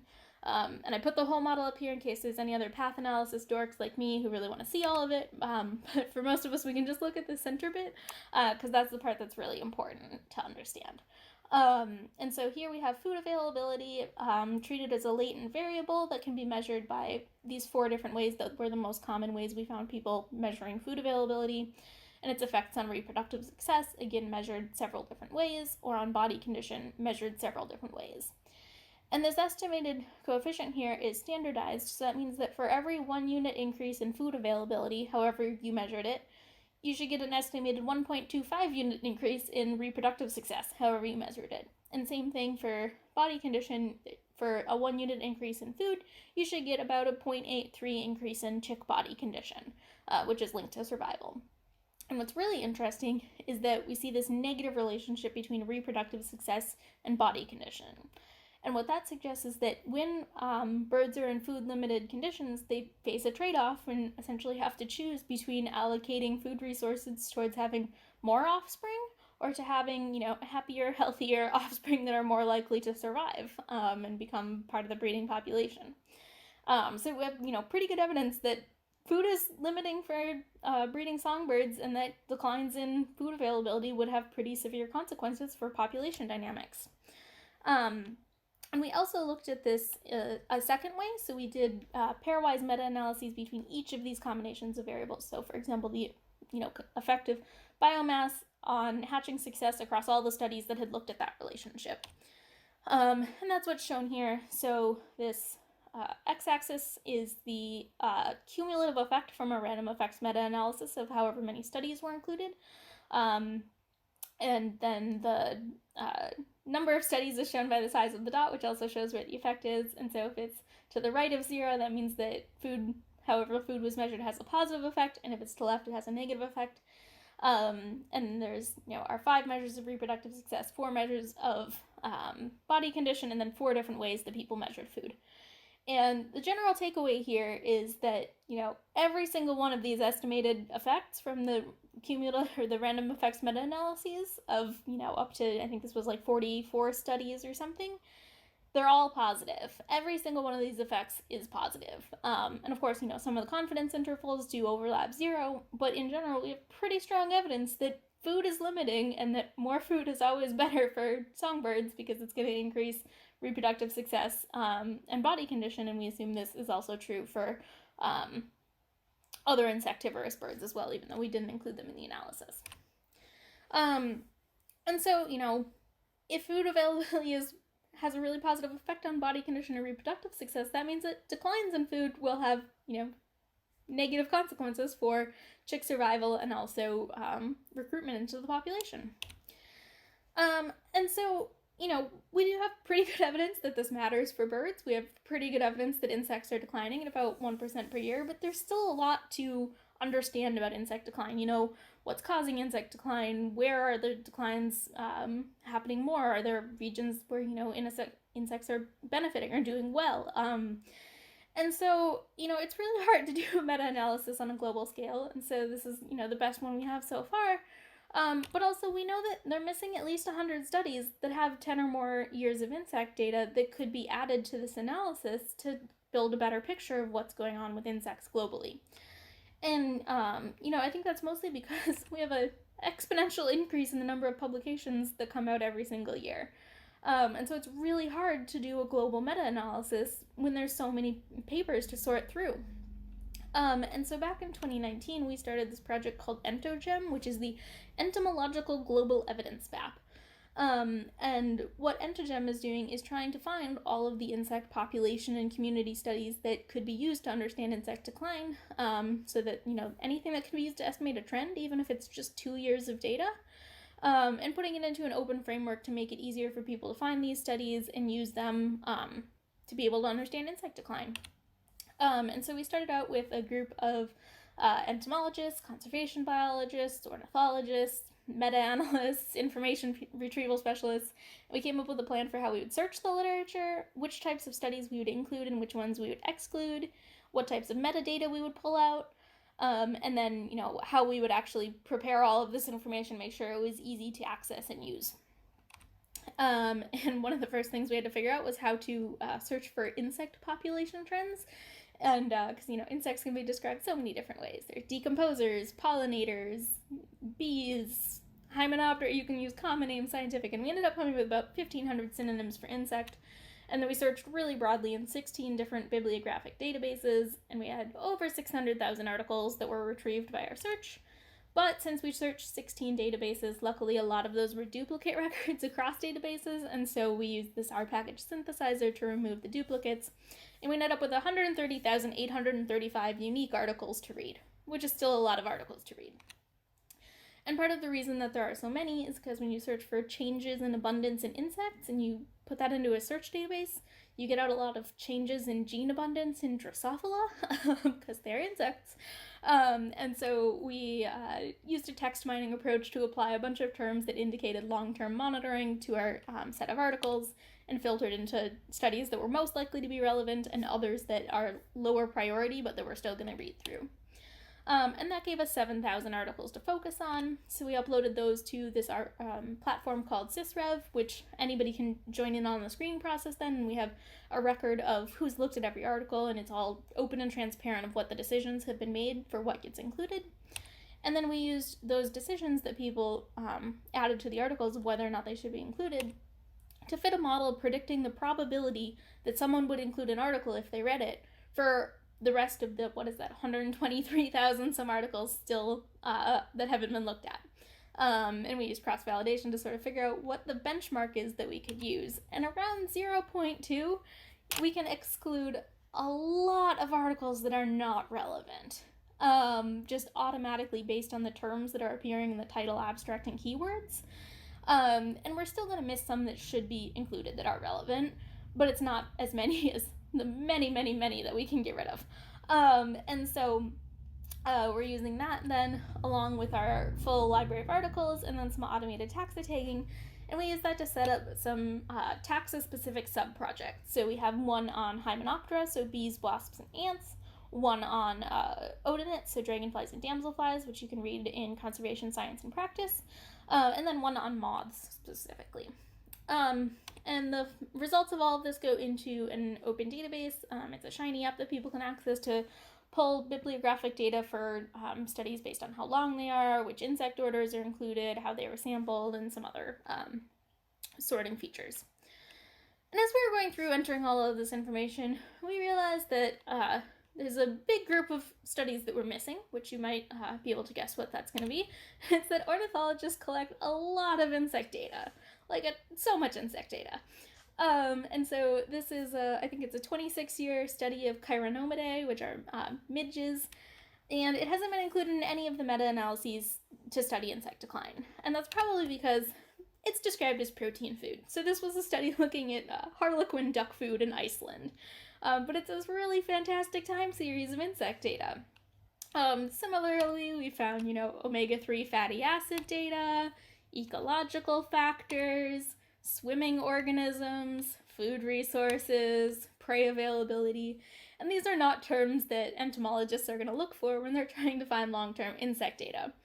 And so Danielle Schwartz, who recently finished her master's degree, has been working on this project that she started called Entogen Birds and Insects, and she's searching for all those funny terms to try to find all of the bird food data sets that we can use to understand insect decline, and she's gathered tons and tons of studies ranging from 5 years up to 45 years from many parts of the world, some of which were really underrepresented in the entomological literature, which is great.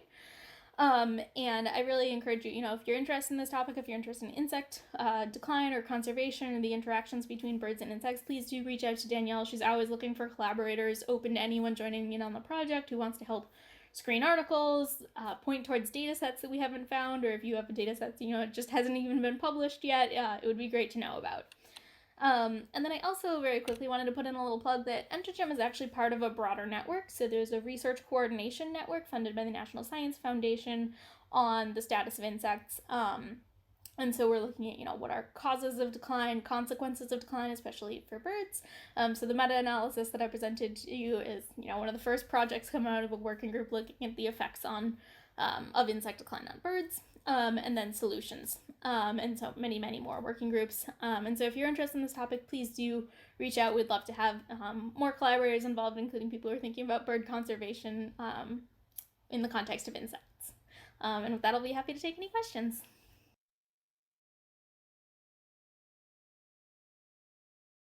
Excellent. Thank you very much for that presentation, Eliza. It looks like you do have a question right off the bat. So from Devin, what was the role of pesticides on insect population decline, especially near agriculture, forest, grasslands, and overlapping boundaries and fringe areas? So there's a lot of causes of insect decline, and pesticides do tend to get emphasized quite a lot. But in general, they aren't actually one of the leading causes of decline. It's mostly, habitat change or land use change leading to habitat loss. And of course, pesticides are part of that with agricultural intensification. Pesticides are a problem, but there's a lot of things causing insect decline. Yeah, of course. All right. Still have a couple minutes here for questions. If others have questions for Eliza, put those into the chat.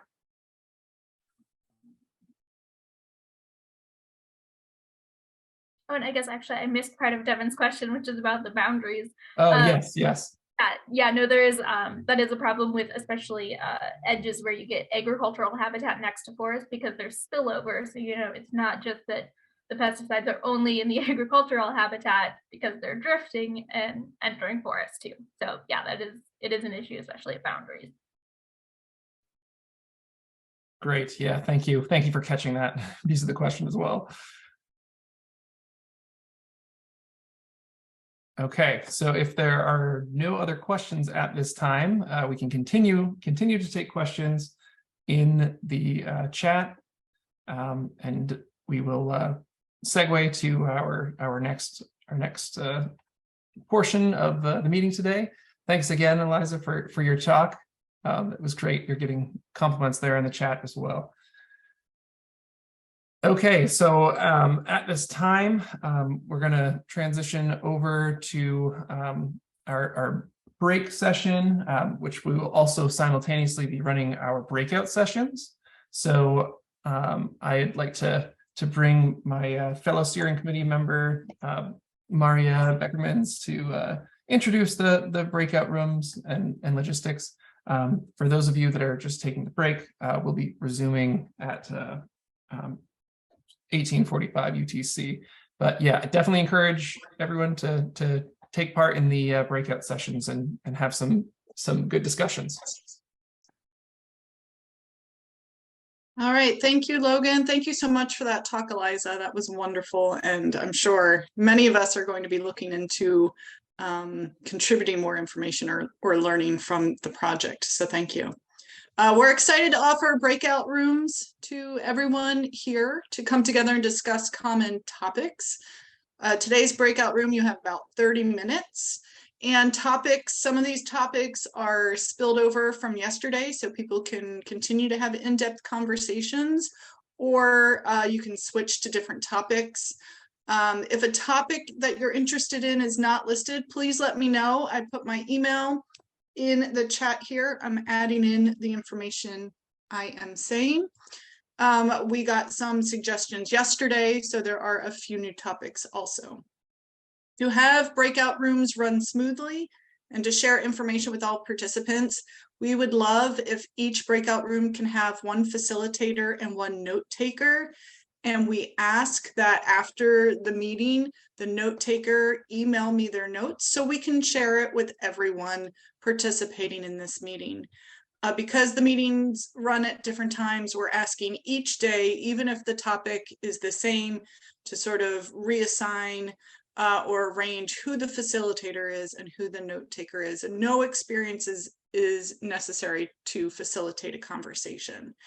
Don't forget to please introduce yourself briefly to the group once you enter the breakout session. If it's appropriate, we would love breakout rooms to sort of discuss particular topics. If this is not relevant to your breakout room, don't worry, but please still share notes with us so we know, so we can learn from your conversations. We'd love you to think about what are conservation priorities for nightjars related to your breakout topic. What are some actions or next steps? And we are going to open the breakout rooms in a second. We have a student meetup we have lots of great students attending and presenting here. So we have a breakout room for students to meet and greet. We have a room on migration, a room for methods, including MODIS. We have a breeding breakout room, one for monitoring efforts, one for behavior and light, and then a breakout room for Eastern Whippoorwill range-wide study. So this is for individuals who would like to come that are tracking whippoorwill migration or non-breeding movements with an interest in collaborating in a range-wide study. I'm opening all rooms and everybody can choose which room they want to join. So if you click on the breakout rooms tab in your Zoom, you'll see lots of names. So scroll down that list and then you will see the rooms with a little button that says join. And you click on that button to enter a room. You can always move between rooms or come back to the main room here. I will hang out here, so if anyone has questions or needs help, I will be here to help you. Thank you, everyone. Enjoy the conversations. All right, welcome back, everyone. We're going to start up in just a moment. We have just a few seconds left on the breakout room, so we'll let everyone come back from those. Looked like the range-wide Eastern Whippoorwill room was well attended, and I saw a few people in the student meetup, which is great. And the MODIS room was also looked like it was really well attended. So I hope everyone had some great discussions in the breakout rooms. Okay, so we will continue on with our agenda. We're going to move into our final session of the day, which is migration ecology. Our first presentation of the day is titled, or I'm sorry, of the session rather, is titled Daylight Sea Crossing Migration of European Nightjars, Causes, Consequences, and Behavioral Responses This presentation is presented by Gabriel Norvik. Gabriel is a nightjar enthusiast and postdoc in the Animal Flight Lab at Lund University. He's interested in how morphology, ecology, and the environment shape spatiotemporal distribution patterns for long-distance migrants. And he's primarily focuses his studies on European nightjars. And I just want to put in a quick plug for Gabriel just to say thanks. Gabriel is one of our steering committee members and has been queuing up all of the presentations for this meeting over the last several days. So thanks very much to Gabriel, and we'll start up his presentation.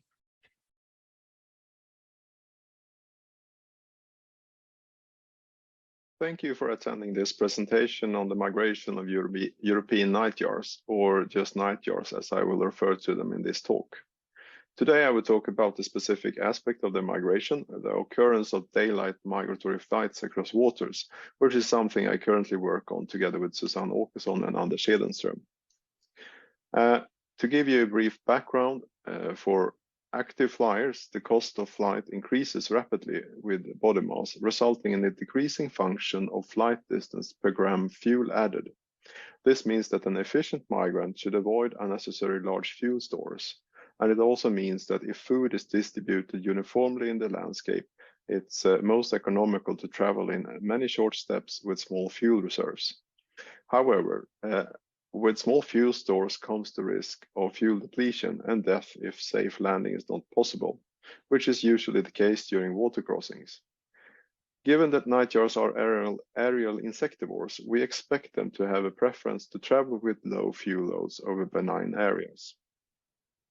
And this assumption was indirectly supported in a previous study on route choice by nightjars from a range of European breeding populations, where individuals were making spring detours up to 40% longer than the direct routes between the wintering and breeding sites, but where these routes were associated with an overall lower energy expenditure due to the shorter air distance across the desert.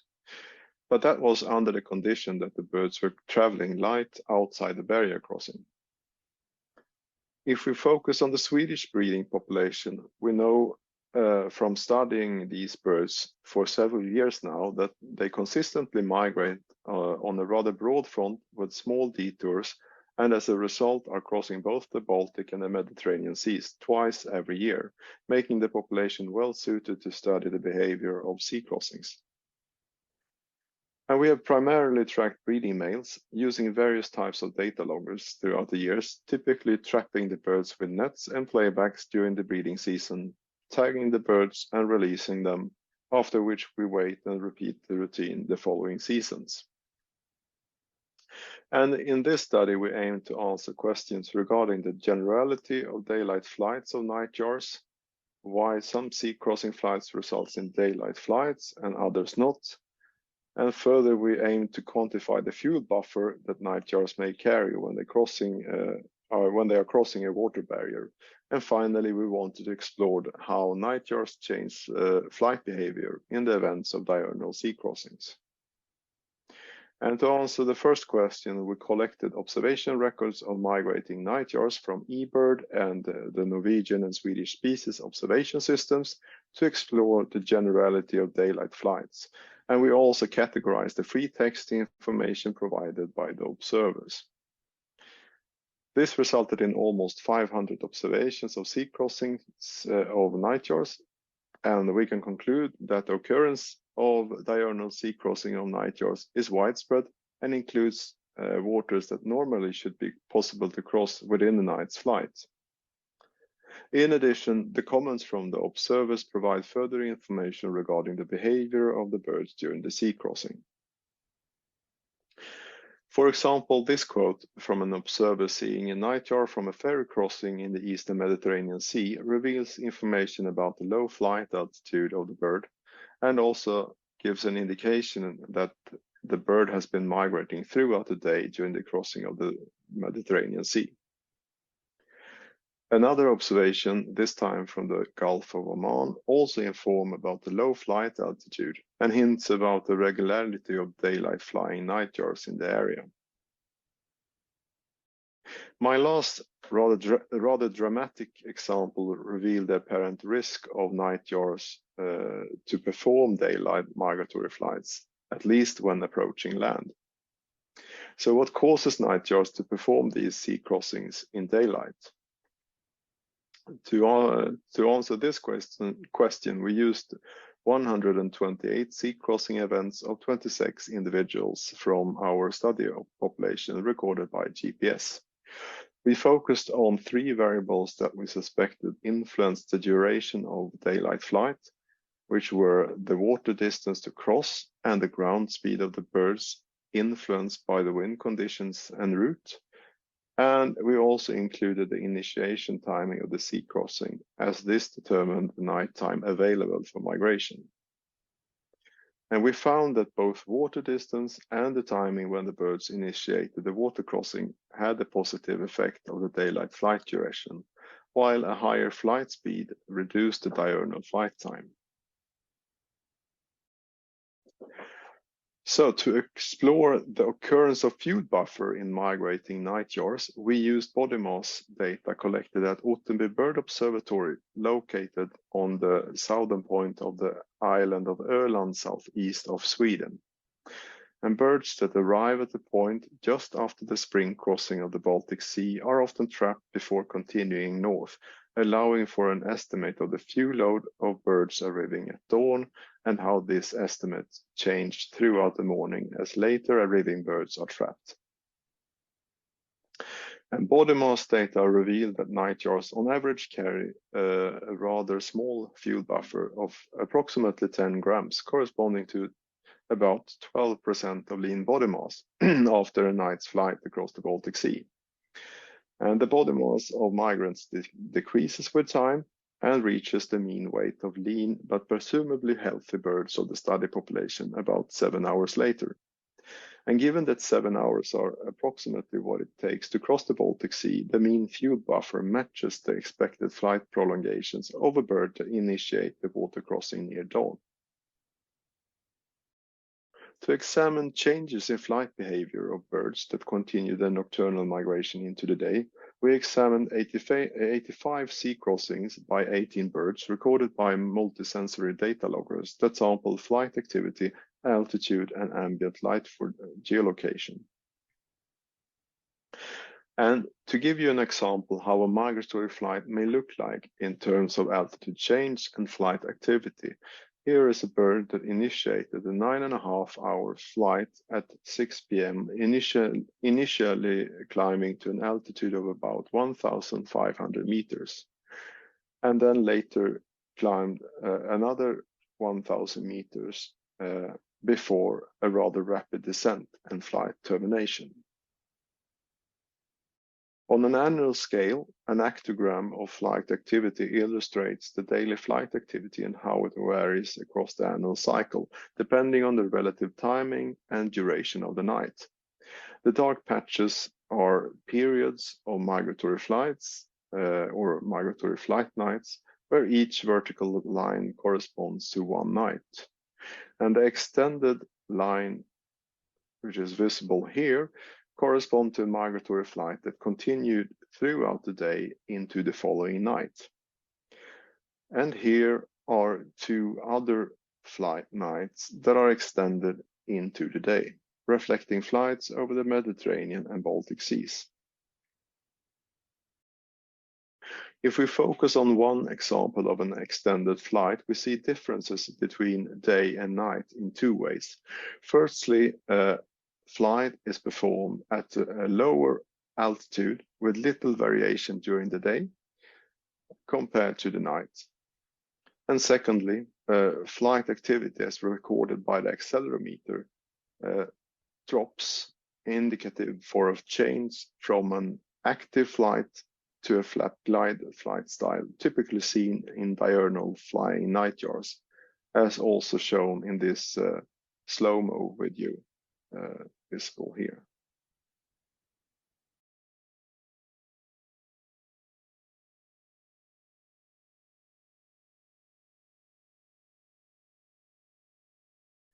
So we found that all tracked birds descended and changed flight style, including birds that later continued migrating well into the following night. And this generality of behavioral changes suggests that nightjars systematically respond to the event of diurnal flights over open water, regardless of their energetic state. So to sum up, the occurrence of diurnal sea crossing flights of nightjars is influenced by the open water distance and the ground speed of the birds, but also by the initiation timing, making it a rather common and widespread phenomenon, also associated with waters that should be possible to cross within a night's flight. Our body mass dataset from birds after the Baltic Sea crossing indicates that nightjars may carry rather small fuel buffers while crossing open waters. And our multisensory data reveal a synchronized behavioral change among the birds when flying over open water in daylight. So why skimming the sea surface? Well, one reason could be to reduce the effects of potential headwinds.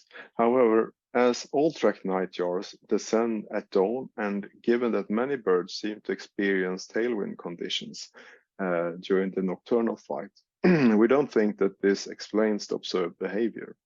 Instead, given the limited fuel buffer of the birds and the change to a flat glide flight style, that in itself is indicative for a reduction in transport costs, we believe that nightjars may further save energy by exploiting vertical airflows near waves, and or that they manage to fly low enough to reduce their induced drag by flying in ground effect just above the sea surface. And although we currently lack data on the energy expenditure of nightjars that perform these sea surface skimming flights due to the apparent logistical challenges to collect such data, it is worth noting that this flight behavior of nightjars is rather common among similarly sized seabirds, and that the appearance and behavior of nightjars over open water causes serious identification problems among birdwatchers. So to conclude, nightjars regularly face diurnal extensions of their nocturnal flights, and the coherent altitudinal shifts we have described here makes them resembling struggling migrants over dark seascapes. But we argue that this behavior may simply be a result of a tactical response to extend flight range of a limited energy reserve. And now we would like to know how general this behavior is among nightjars, and we would be very happy to receive information regarding sea crossing flights of nightjars that you in the audience may have come across. And with that, I want to acknowledge the many birdwatchers and volunteers that have collected observational and ringing data used in this study, and Urban Rundström for assisting in the fieldwork. I also want to thank Anna Andersson and Johan Beckman for the work developing these multisensory loggers that we have used in this study. And I also want to thank you for listening. Thank you. Thank you for that presentation, Gabriel. That was fascinating. Yeah, please do, if you have any questions, put those in the chat. I think we do have a little bit of time here for a question or two. Yeah, that was fascinating. You answered a lot of my questions as throughout the presentation. I wondered about that instances of confusion with seabirds. So yeah, that's quite a good point, that the behavior would be, quite a telling thing. All right, so you've got a question here from Alicia. Did you consider the day of year that the birds made their water crossings? Would birds migrating later in the season be more likely to cross during the day because they're in a hurry? No, I haven't considered that. But yes, I think that's a quite interesting thing to look into further. Yeah. You could easily imagine that, well, depending on the sort of urge of reaching the breeding areas, that birds may actually proceed flying with higher probability per day compared to birds that migrate earlier in the season. But that will be something for future studies, I guess. Yes, absolutely. Yeah, that makes sense. All right. So we do have to proceed with our next presentation. But yes, I'm sure that presentation will generate a lot of questions, and definitely has got me thinking as well. So keep those questions coming in the chat. And yeah, you've already got some questions coming in. So between queuing up the next presentation and also responding to these questions, you'll be very busy, Gabriel. So thank you very much. Yeah, thank you. Okay, so our next presentation is titled Piecing Together the Migration Ecology of Nightjars Using the MODIS Wildlife Tracking System. And this will be presented by William Blake. William is an avian scientist with the MPG Ranch in Montana and is a coordinator of the Intermountain West Collaborative MODIS project. At MPG, he leads various banding operations, including efforts focused on common poorwill and common nighthawk.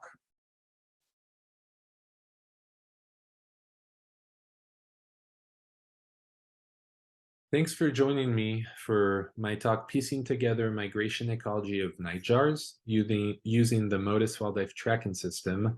And my co-authors for this talk are Mary Schofield and Kate Stone, who both had a great presentation yesterday on common poorwills from our work at MPG Ranch, and we're based in Western Montana. So what is MODIS?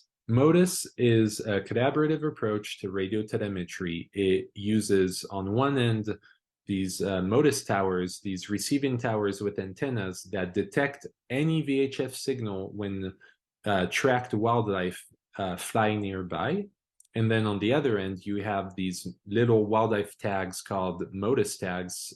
A lot of us call them nano tags. It was the first version of a MODIS transmitter that was created by Lotec. And so these MODIS towers can detect these tags anywhere between 5 kilometer and 15 kilometer range. And then all that data, kind of the third part of MODIS, is it's all sent to the MODIS website on a big MODIS data cloud.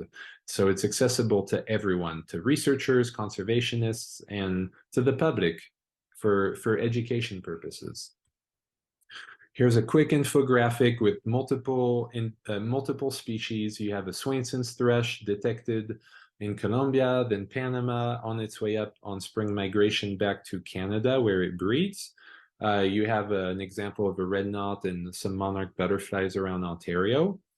MODIS was started by Birds Canada, so they really focused first around the Great Lakes of Canada and US, and then the network of MODIS stations expanded profusely through Eastern US. And in recent years, we've really helped expand the network out west, and focusing on North and Central America and South America and a little bit of Europe. This is the active MODIS array as we speak. So these are all these yellow dots are individual MODIS stations. So what do they look like? You have on the left a big MODIS station, $5,000 to $10,000, maybe a little more. And then you can also build smaller MODIS stations on top of buildings or out in a field with solar panels and batteries. And then you can study a slew of various species with very different and respective research questions, depending on what researchers are interested in learning from tracking birds or bats. And at MPG Ranch, we started the Intermountain West Collaborative MODIS project in 2018. And these nano tags, these little MODIS tags, cost about $250, $300. And so we tag 100 to 200 wildlife a year at MPG Ranch alone. Today, specifically, we're going to talk about our 2 Nightjar species at the ranch. It's really interesting. Common poorwills on some maps don't even occur in Western Montana. You can see the star is where we are at MPG Ranch. And common nighthawks, we know quite a bit about how they move, but hopefully using MODIS, we can track individual migration at a higher accurate level. And so this is just a quick snapshot of all of our combined tracking in 2022 for both common porwheels and common nighthawks. But let's look at an overall map and just look at detections without these lines. In blue, you have light blue spring migration and then dark blue fall migration of common porwheels. And you can start seeing or hypothesizing different routes for the migration of common porwheels. And what's really interesting when you overlay the range map I showed you earlier is it appears that MPG Ranch, Western Montana, we might be in this hybridization area of migration strategies where we might get some central Mexican winter populations that are actually meeting some Baja California individuals. And then in orange, light are spring and darker orange are fall migration detections. We get quite a few detections along the Texas coast, but most of our detections occur in, especially on fall migration in the Midwest and then in Florida. And we still don't really know where these birds, how they cross the ocean and the seas. But with a rapid expansion of MODIS in Central America and in the Caribbean islands, we're really excited next year to piece this together. Limitation MODIS stations. So if we overlay a map of all the MODIS stations in yellow dots, what we see is there remains pretty big gaps where we do not have MODIS stations. Now we're lucky that this is just timing to be perfect. This year, there are 40 stations expected to go up in Southwest US. There's a lot of MODIS stations in Texas that had been taken down because of hurricane force winds that are now being resurfaced and going back online. And there's a massive effort going up in central Mexico that will really help us figure out where all of our birds go and where they winter in the case of common porwheels. We're also involved with Isthmus of Tehuantepec International Project in Mexico, and there's other similar projects in Panama and Costa Rica that allow us to intercept all migration of birds that are going through the neotropics. You can look at individual birds on a regional level coming down a little bit in accuracy over the landscape, but it's really exciting to also look at all one species tagged at once. And what we found this year in the fall of 2022 in September, they all departed from MPG on September 30, and they were all making their way into Idaho by early October.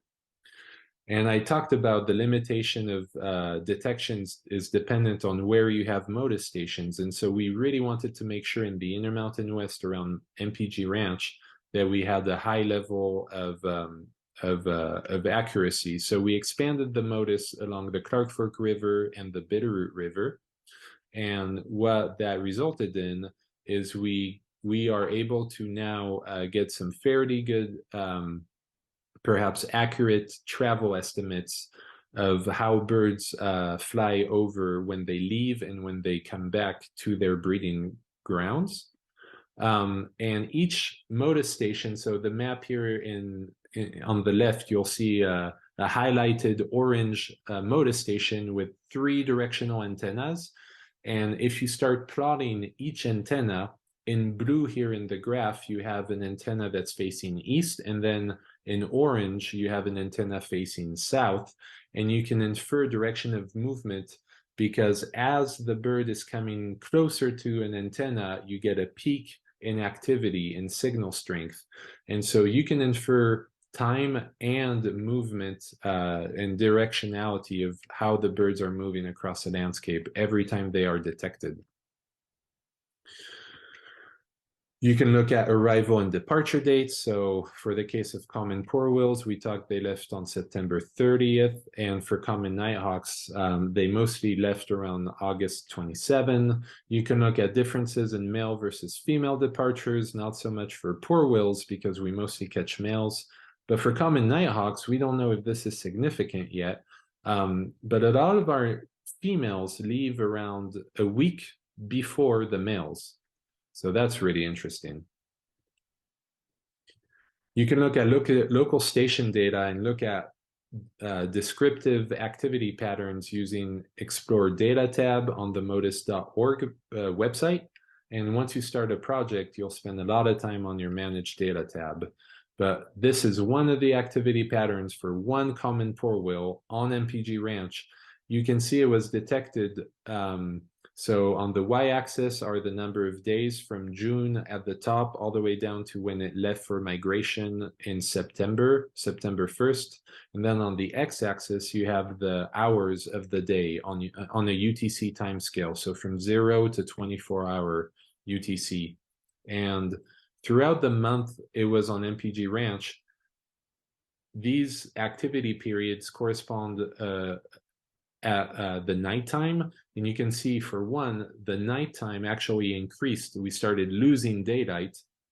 And then there were activity groups early during its first clutch. And then secondly, during its second clutch, they raised 2 clutches of young. And then there was also a period of high activity for this poor will before departure.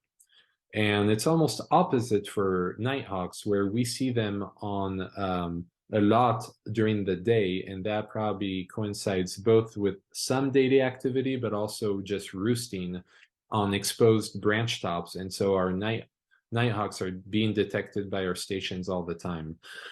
You can use individual MODIS stations for your resite data for survival estimates or site fidelity. We're starting to accumulate multiple nighthawks from prior years. And so, yeah, in conclusion, MODIS can help us compare and contrast 2 nightjar species with completely different life histories and migratory behaviors. We can use MODIS to study local, regional, and large-scale movements. We can use MODIS to look at topics like arrival and departure dates and many other local activity patterns. And the MODIS tags, we also call them nano tags, are a less expensive way to track birds and potentially a less stressful device because you do not need to recapture the birds to read the data. And yeah, those tags range between $250 to $300. So the communal aspect of MODIS inherently promotes collaboration connections across the landscape, which is what we need for conservation. If you have any questions, you're welcome to contact me at wblake@mpgranch.com. Thank you.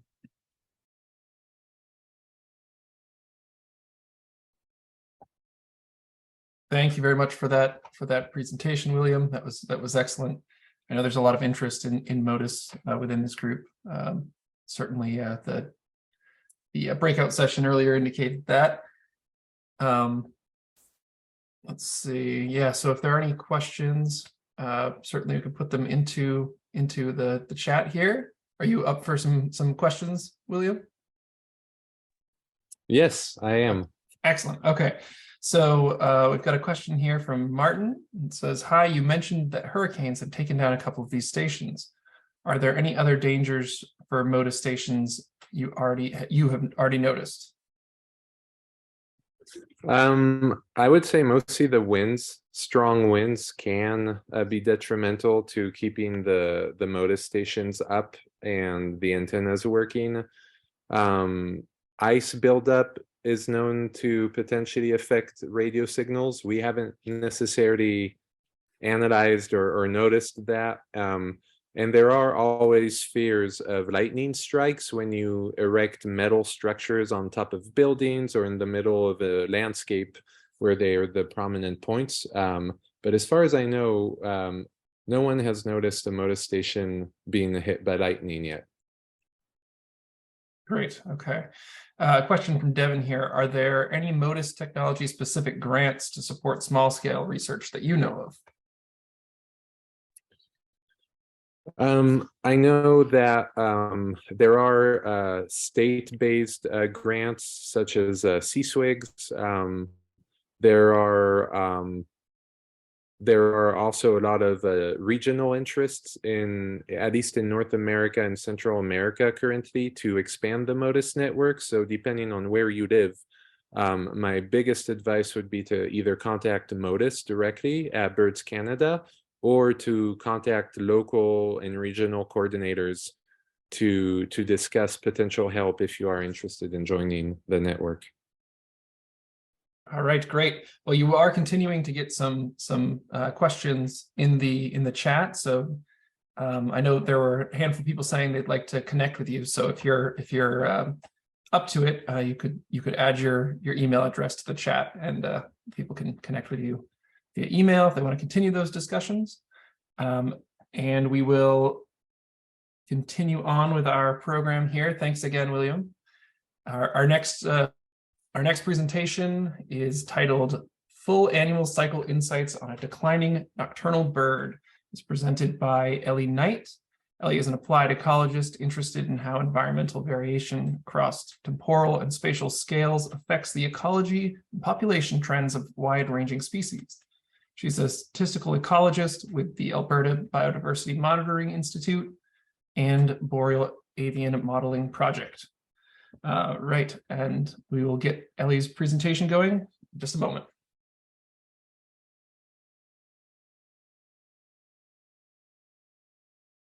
Thanks very much. So today I'm going to talk about a few different analyses we've conducted using GPS tracking data from common nighthawks to inform our understanding of conservation needs for this species. Now, I put the acknowledgement slide up at the front here because I really want to highlight how much of a collaboration this work is. I'm deeply grateful to Pete, Aaron, and Steve for their guidance and trust in me on this project, to Autumn, Lynn, Amy, and Janet for their wisdom and support, and to the many collaborators that have contributed in so many ways. And of course, to the funders that make everything possible, particularly ConocoPhillips and Environment and Climate Change Canada. So let's start by talking about the annual cycle. So obviously for species that are migratory, their populations are influenced by conditions at multiple locations, from the breeding grounds to post-breeding migration, the stationary non-breeding grounds, and then again, at pre-breeding migration. And in addition to direct effects at each of these locations, we can also see interactions between seasons. We call these carryover effects. Unfortunately, the vast majority of research that informs conservation often occurs within a single season, which is often the breeding season. But really, in order to understand and direct conservation, we do need to take this full annual cycle approach. And so we often do that through the lens of migratory connectivity, which we're going to look at today. So just want to introduce you to a bit of the theory behind it. Migratory connectivity is essentially the cohesion of populations across the annual cycle. So when connectivity is strong, populations that breed together also spend the non-breeding season together. Whereas when connectivity is weak, populations that breed together all mix together on the non-breeding grounds. And migratory connectivity has been called a useful first step in evaluating causes of differential population trends among locations. And this is because connectivity is essentially population vulnerability to local environmental conditions.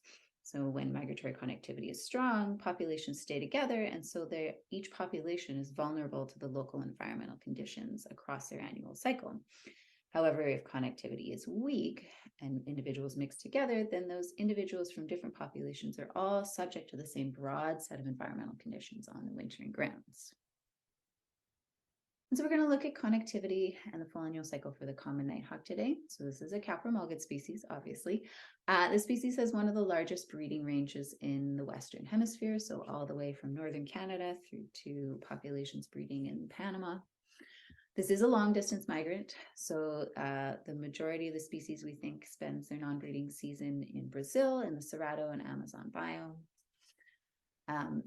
And unlike some of the other nighttjar species, this is a continuous flight forager. So they're a lot more like a swallow than a flycatcher.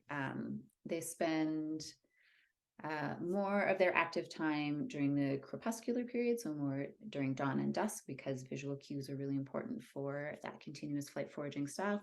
But it also means that this species is highly mobile, so probably an order of magnitude more mobile than a lot of the other nighttjar species. We think probably linked to that mobility, this is also a highly opportunistic species, so they breed across a broad range of habitats and biomes. They eat a broad range of aerial insects. Despite that opportunism, we are seeing declines in this species. So we think a 1.75% mean annual decline across the species over the last 40 years. But the degree of decline and even sometimes direction of the population trend does vary across populations. Unfortunately, we have no idea why. Like many of the other nightjars, there are many potential mechanisms. It could be linked to diet because the whole aerial insectivore guild is struggling right now. It could be linked to vehicle collisions. Nightjars like to roost on roads. It could be linked to forest encroachment. We think this species likes open areas. Lots of potential reasons. So we're going to look at narrowing those down today. And so going into this project, we didn't really know a whole lot about where the majority of the species was spending the non-breeding season, or even, what the major migratory routes were. And so we took a range-wide sampling approach. We selected 13 locations across the breeding range and deployed Argos GPS tags on adult males and females. And we also deployed them across a gradient of population trends. So to try and sample some populations that are steeply declining and some populations that we think might be increasing a little bit, to try and disentangle the causes of that population trend. And so here's what the data look like. These are the tracking data. These are interpolated tracks for each population, or each individual, sorry. And so you can see during post-breeding migration, essentially the whole species migrates east for Western birds, and then for Eastern birds, they all meet up on the Mississippi Flyway in North America. And then they travel down through Central America and through the Andes, and then spill out into the non-breeding grounds. And so that migration route is essentially common across the species, outside of North America. On the stationary non-breeding grounds, we see quite a bit of mixing. We do also see some individuals moving to secondary stationary non-breeding home ranges over the non-breeding season. And then during pre-breeding migration, everyone sort of migrates up to northern Colombia and then crosses the Gulf. And it's a little bit more of a direct route back to the breeding grounds during pre-breeding migration. But again, a fairly common route across the species. And so what we're going to do with this data today, we're going to describe space use across the annual cycle. So essentially home range size. And we're going to do that so that we can define and understand habitat selection across the annual cycle. Then we're going to describe migratory connectivity, and then we're going to take the results from the migratory connectivity and the results from the habitat selection analysis to inform a population trend analysis. So we're going to use those results to parameterize correlating habitat with population monitoring on the breeding grounds. So let's start with space use. So right off the bat, kind of interesting, home range area varies very strongly across seasons for this species. So here are the histograms across individuals of home range size, and here's some examples of what this looks like. The breeding home range for the species is massive. Like I said, they're very mobile, a mean home range size of 70 square kilometers. On the non-breeding stationary grounds, we're looking at over an order of magnitude smaller, so 2 square kilometers. And then, migration stopovers, I have a massive number here. The species doesn't actually do stopovers per se. This is a fly and forage migrant, again, linked to their mobility. I've defined stopovers as essentially areas where they've slowed down. They're still moving every day, but areas where they're spending more time, presumably doing some fueling. And these areas are massive. We're looking at 10,000 square kilometers. And so we're going to take these values and we're going to use them to define habitat selection. So to define our area of availability, where within the home range could this individual have chosen to select where it's roosting, given the size of the home range. And so when we look at habitat selection, I think this was a really interesting result to me. So we thought that this species preferred open areas. We knew that on the breeding grounds, and we assumed that would apply to the wintering ground, to the non-breeding grounds as well. But that turned out to very much not be true. So these are posterior distributions, and what we see from our habitat selection model. And what we see here, we've got roost site habitat selection on the top. So where are they picking their direct roost site relative to the immediate vicinity, excuse me, and then on the bottom is the home range scale, where are they selecting their sort of roost area within that overall home range. And so we can see, excuse me, for the breeding grounds, the species it prefers open areas. They're selecting for low percent canopy cover across both scales, and also low enhanced vegetation index, which is essentially a sort of vegetation productivity at the home range scale. But we're seeing the opposite on the wintering grounds. So the species is selecting for high percent canopy cover at the home range scale. And so, it suggests that, we were wrong about what we thought habitat selection was between seasons, that there's this switch between the breeding and the non-breeding season. We did also see sort of fairly minimal habitat selection during migration. And I think the other key component here is that selection does vary with scale.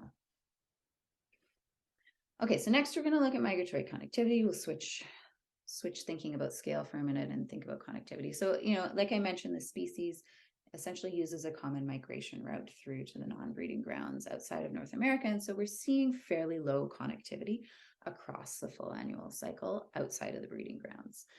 But we did see some elevated migratory connectivity, obviously during breeding, a little bit of elevated connectivity during post-breeding migration in late October when the species is spilling out from the Andes and into the non-breeding grounds. We saw it was still fairly weak, but there was some connectivity on the non-breeding grounds.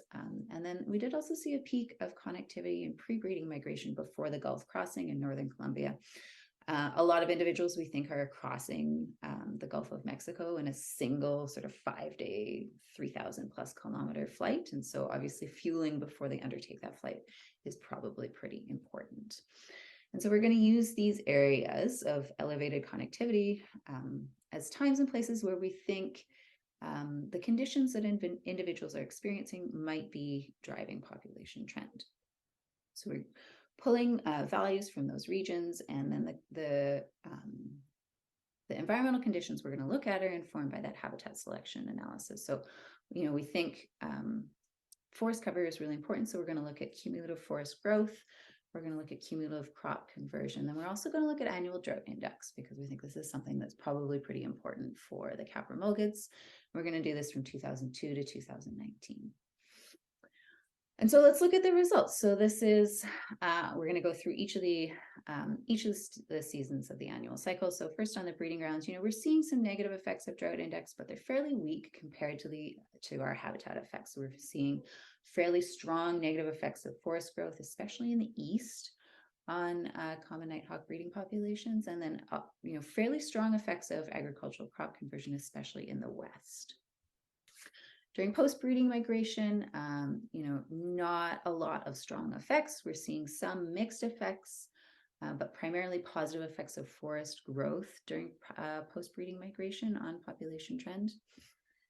And then during the non-breeding season, again, fairly weak, but some positive effects of forest growth on the stationary non-breeding grounds, and then some negative effects of crop conversion on the stationary non-breeding grounds as well. And then during pre-breeding migration, again, fairly weak, some effects, negative effects of crop conversion, and, particularly strong for one population in that sort of pre-Gulf crossing area. And so this is what this looks like when we look at all of those areas across the full annual cycle, and when we sort of add them up into a matrix. What stands out is that we're seeing consistently negative effects of all three of these factors on the breeding grounds, and that we're seeing consistently negative effects of crop conversion across the annual cycle. I think what's interesting is that the effects of forestry growth are really congruent with what we saw in the habitat selection analysis. So we're seeing negative effects of forest growth on the breeding grounds where they prefer open areas, but positive effects throughout the rest of the annual cycle where they seem to prefer more closed forest canopy. And so looking forward, I think it's pretty obvious we probably want to focus our first conservation efforts on populations with high levels of crop conversion, and especially during the stationary seasons. One of the things that popped out to me was that similarity across nightjar taxa and the relative size of stationary home ranges. So I think one of the things that's been really neat to me seeing all of these different talks is starting to see the different species, come together in terms of similarity in life history. And it does seem to be that there's some similarity across the annual cycle as well. And then finally, I think really important that habitat selection does vary across the annual cycle, and this affects, how potential threats affect populations. And so with that, I'd just like to end by thanking all of the folks that have helped deploy and do field work for this project. It has been a monumental effort. Thank you. Thank you very much for that presentation, Ellie. That was great. Ellie has indicated that she's willing to take questions by chat. We're going to try to keep ourselves on time here with our agenda. So thank you to Ellie for doing that. And please do put your questions for Ellie in the chat. She'll respond to them there. Okay, so we will move then into our final presentation of the day. Our final presentation is titled Repeat Tracking of Whippoorwills Reveals the Relative Contributions of Internal and External Factors that Drive Annual Migration Timing. And this is presented by Alicia Korpach. Alicia is a PhD candidate at the University of Manitoba, studying the effects of natural and artificial light on the migration patterns of eastern whippoorwill, as well as habitat use at the northern extent of their range.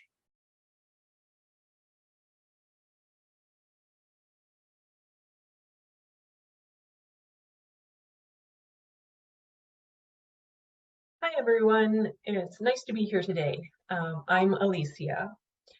I know the title of this slide is a mouthful, but it basically means that I'm going to talk about the different factors that drive annual migration timing, especially what drives the internal clocks that animals have that dictate the timing of their behavior.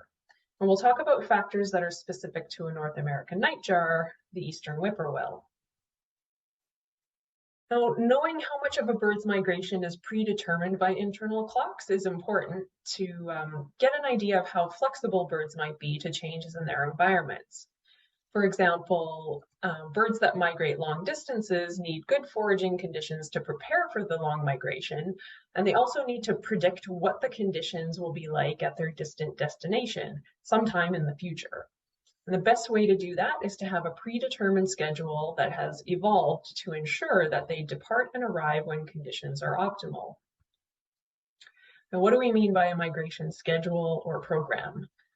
Well, we see a variety of migration strategies and behaviors in long-distance birds based on the predetermined drivers that should optimize their timing.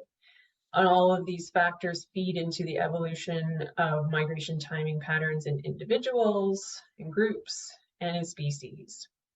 So some of these factors are genetics and development, long-term climate patterns, all can help set the internal clocks of individuals and groups. And of course, this is what makes up a species. And in our study that is specific to nightjars, we may also see some timing adjustments because of other factors like the lunar cycle.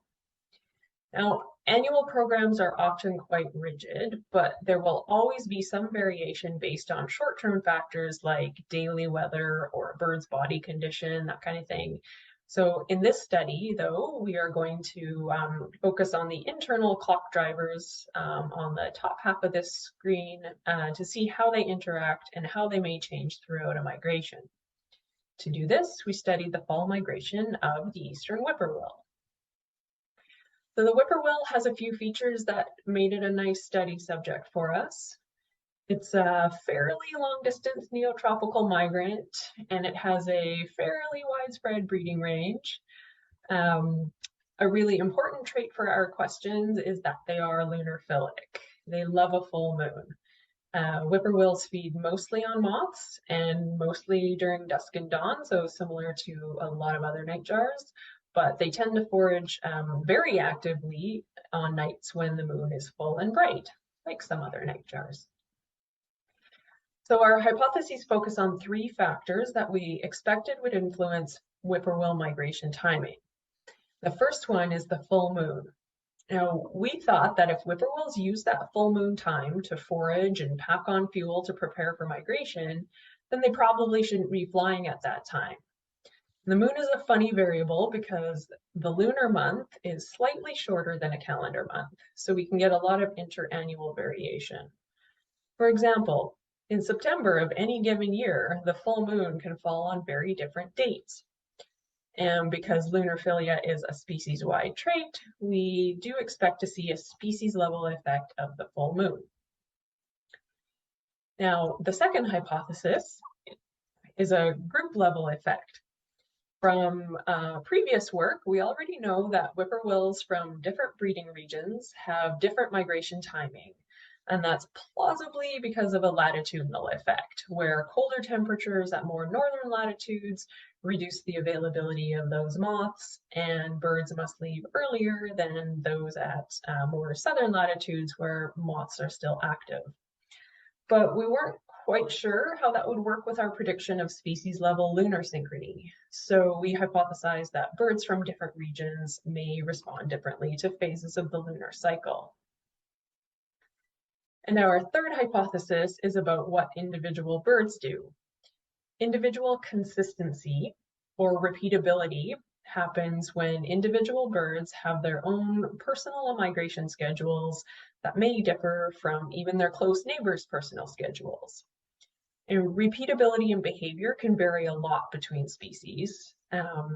And we hypothesized that the effects at the higher levels of organization, so that's at the species level and the group level, we thought that those effects would be quite strong. And therefore, we hypothesized that individual birds should have low repeatability in their migration timing. For data collection, we GPS tracked the fall migrations of male whippoorwills from the 2 different regions. And these tags collected locations at least once a day. So we have high resolution timing and route data. Now it took 5 field seasons to get 4 years of tracking data, and we needed all of those years to test a variety of lunar dates, and also to get enough data from birds that we repeat tracked for more than 1 year to test the individual consistency question. After several years, we finally had enough repeat tracks to actually do a statistical test for repeatability. These are our repeat track sample sizes. So these sample sizes are still pretty small, but suffice to say, we were happy to get any data at all. And for our analyses, we modeled migration timing at 3 stages of migration. We have fall departures from the breeding site, the date of crossing a mid-migration point, and the date of arrival to their winter site. Let's jump to the results. And I'm just going to focus on departure dates from the breeding sites for now. Our first result was a big one in that almost no birds from either region departed from the breeding grounds during the full moon, or even within a few days of it. We found that the more northern birds did leave earlier than the southern birds. So the southern birds are the top line in blue. We expected this, but there's no other difference in timing and response to the actual phases of the lunar cycle. There's quite a lot of variation across the lunar month. And this supports our first hypothesis that whippoorwills have lunar synchrony at a species level, presumably because they're all better off spending their time eating moths under the moonlight rather than making migratory flights. Next, we used mixed models with an interaction between region and full moon date with individual as a random effect, so we could parse out the variation due to all those different factors. We're looking at group level effects here. Now, remember from the last slide, almost no birds departed for migration during the full moon. So if they don't differ in how they respond to a full moon, maybe the difference is when they respond, depending on when that full moon occurs during the time that they're getting ready to migrate. So you see here that when a full moon falls early in September, as it did in 2020, 2017, and even 2019, these are the early September full moons, almost all birds from both regions departed mid to late September. And that allows them to get moving before the next full moon comes around in October. But when the full moon falls late in the departure window, like it did in 2018, the northern birds left earlier in the month to avoid flying during that full moon, and southern birds left later than usual. Now, this split in timing was interesting. Why don't southern birds leave earlier too? Why don't northern birds wait until October? We can't be sure, but it's plausible that northern birds simply have no choice if their food supply is diminishing by that time of the season because it's getting too cold for moths. So our hypothesis about group-specific responses to the lunar cycle is supported by these data. Now we're going to add individual consistency to the story, or repeatability. Now, this is the same graph as the last slide, but I want you to notice the individuals' departure dates in different years. They're connected by the dashed lines. The same birds tracked over 2 different years. Now, our models tell us that breeding region or latitude and full moon did indeed explain most of the variation in departure dates, which we hypothesized would happen. However, once we controlled for those effects, the variance due to the individual was remarkably high. And that means that individual whippoorwills really do have their own departure schedules. They like to leave for migration as close to possible to the same day each year. And you can see this in the graph a little bit. Birds tend to be early birds or late birds compared to the population average, which are the thick solid lines. This surprised us quite a lot since we had predicted low repeatability. But that's not the end of the story.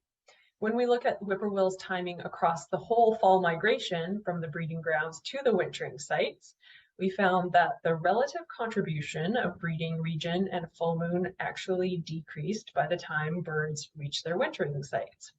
And more of interest at the same time, actually individual repeatability increased. So this raises some interesting questions about when and where birds can be more responsive to environmental factors and when they more strictly follow an internally set familiar schedule. For example, this very high repeatability at the winter site arrival dates makes us wonder if arrival to wintering grounds is under selection in a species like whippoorwills that reuse their winter sites from year to year. So these results are giving us a lot to think about. And I'm going to wrap it up here with just a couple of thoughts. The first being that, many animals are lunarphilic or lunarphobic for various reasons, but moonlight questions aren't often explored in migration research. And we think they should be, as moonlight could explain some of the variation in migration timing in other species that we haven't been able to explain yet. And second, we know that migrating birds have to be flexible to deal with environmental variation, but high individual consistency could limit that flexibility, which could have implications for species or groups that face environmental changes. And this is why longitudinal studies that include repeat tracking of individuals are so important for fully understanding the sources of variation in behavior. And with that, I would just like to thank everybody who helps make this research happen. And thank you for your time and for listening. And I'd be happy to take any questions.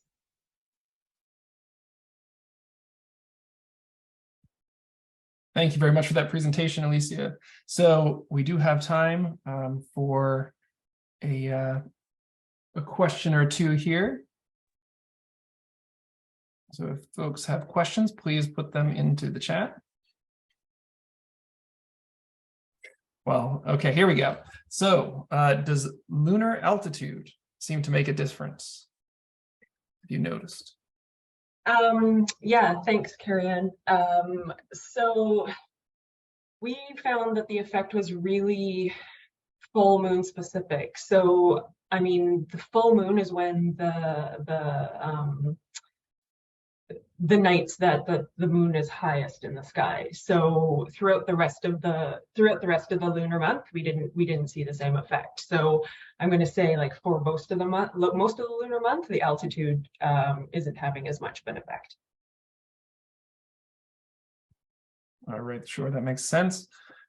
Michael says, very interesting. Were there times when a full moon happened when migrating, and if so, did they forego migrating, presumably to feed? Thanks, Michael. So I'm guessing that means like when migrating, like during the migration. So when there was a full moon during migration, did they stop, stay on a stopover during migration? Great question. That's next on the list. This one was kind of a broad scale annual timing analysis. So next we're going to be looking at that kind of day-to-day response all throughout the entire migration. All right, and a question from Devin. Is there any annual pattern eruption in nightjars like we see in some owl species? Ooh, good question. Not that I'm aware of. Not that I'm aware of in whippoorwills anyway. I can't speak for almost any other nightjars. All right, and let's do, I think we have time for one more question here. So a question from Becky. How did you determine the southern end of migration?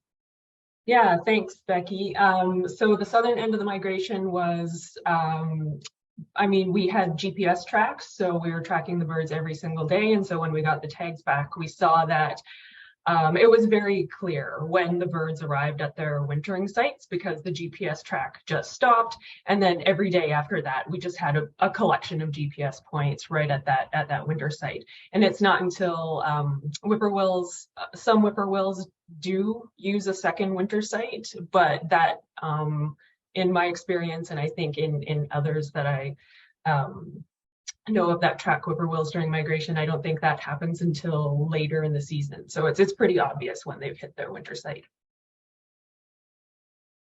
All right, great. Thank you very much, Alicia. And thank you to everyone for the questions. We're going to move towards concluding for the day. So yeah, this concludes day 2 of the 2022 Global Nightjar Network meeting. And I want to thank all of our presenters that participated today in each of our sessions, and thank each of our steering committee members for their efforts to support today's meetings, whether that was through moderation, coordinating the breakout sessions, assisting with translation, or facilitating the playing of presentations. And I also want to thank all of the attendees that we had that joined us today. There were some really great discussions and really wonderful questions. So yeah, that was really excellent. I hope those will continue. And I hope that you will all join us again tomorrow. So tomorrow is the final day of the meeting, and it will run from 900 to 1300 UTC. We'll be covering topics including acoustic monitoring behavior, artificial light, and systematics and taxonomy. So yeah, those should be really excellent. I've previewed some of those presentations and they're great. So hope you will join us again. I will be present tomorrow, but I will not be hosting. So some of my fellow steering committee members, Lucy Mitchell and Yohai Wasserloff, have generously agreed to host tomorrow in my place, though I will be here. The timing is quite early for me, and I've got a little one at home, so very grateful to them for filling in for me. And yeah, I hope that you will join us again tomorrow. The recording from this meeting will be available in just a few weeks. We'll try to turn that around fairly quickly. And in the meantime, yeah, you can look at the transcripts if you want to look up anything from the meetings today. And then finally, I do want to put in another plug here for anyone that's interested in joining our steering committee. We are actively seeking new members for our committee, and yeah, we'd love to have you join us. You can send your interest to Ellie Knight, who is our point of contact, and we'll try to get back to you shortly. So we'll convene after the meeting and look at the potential candidates for the steering committee and get back to everyone. So with that, I think we will wrap up today. And yeah, thanks again to everyone for joining us.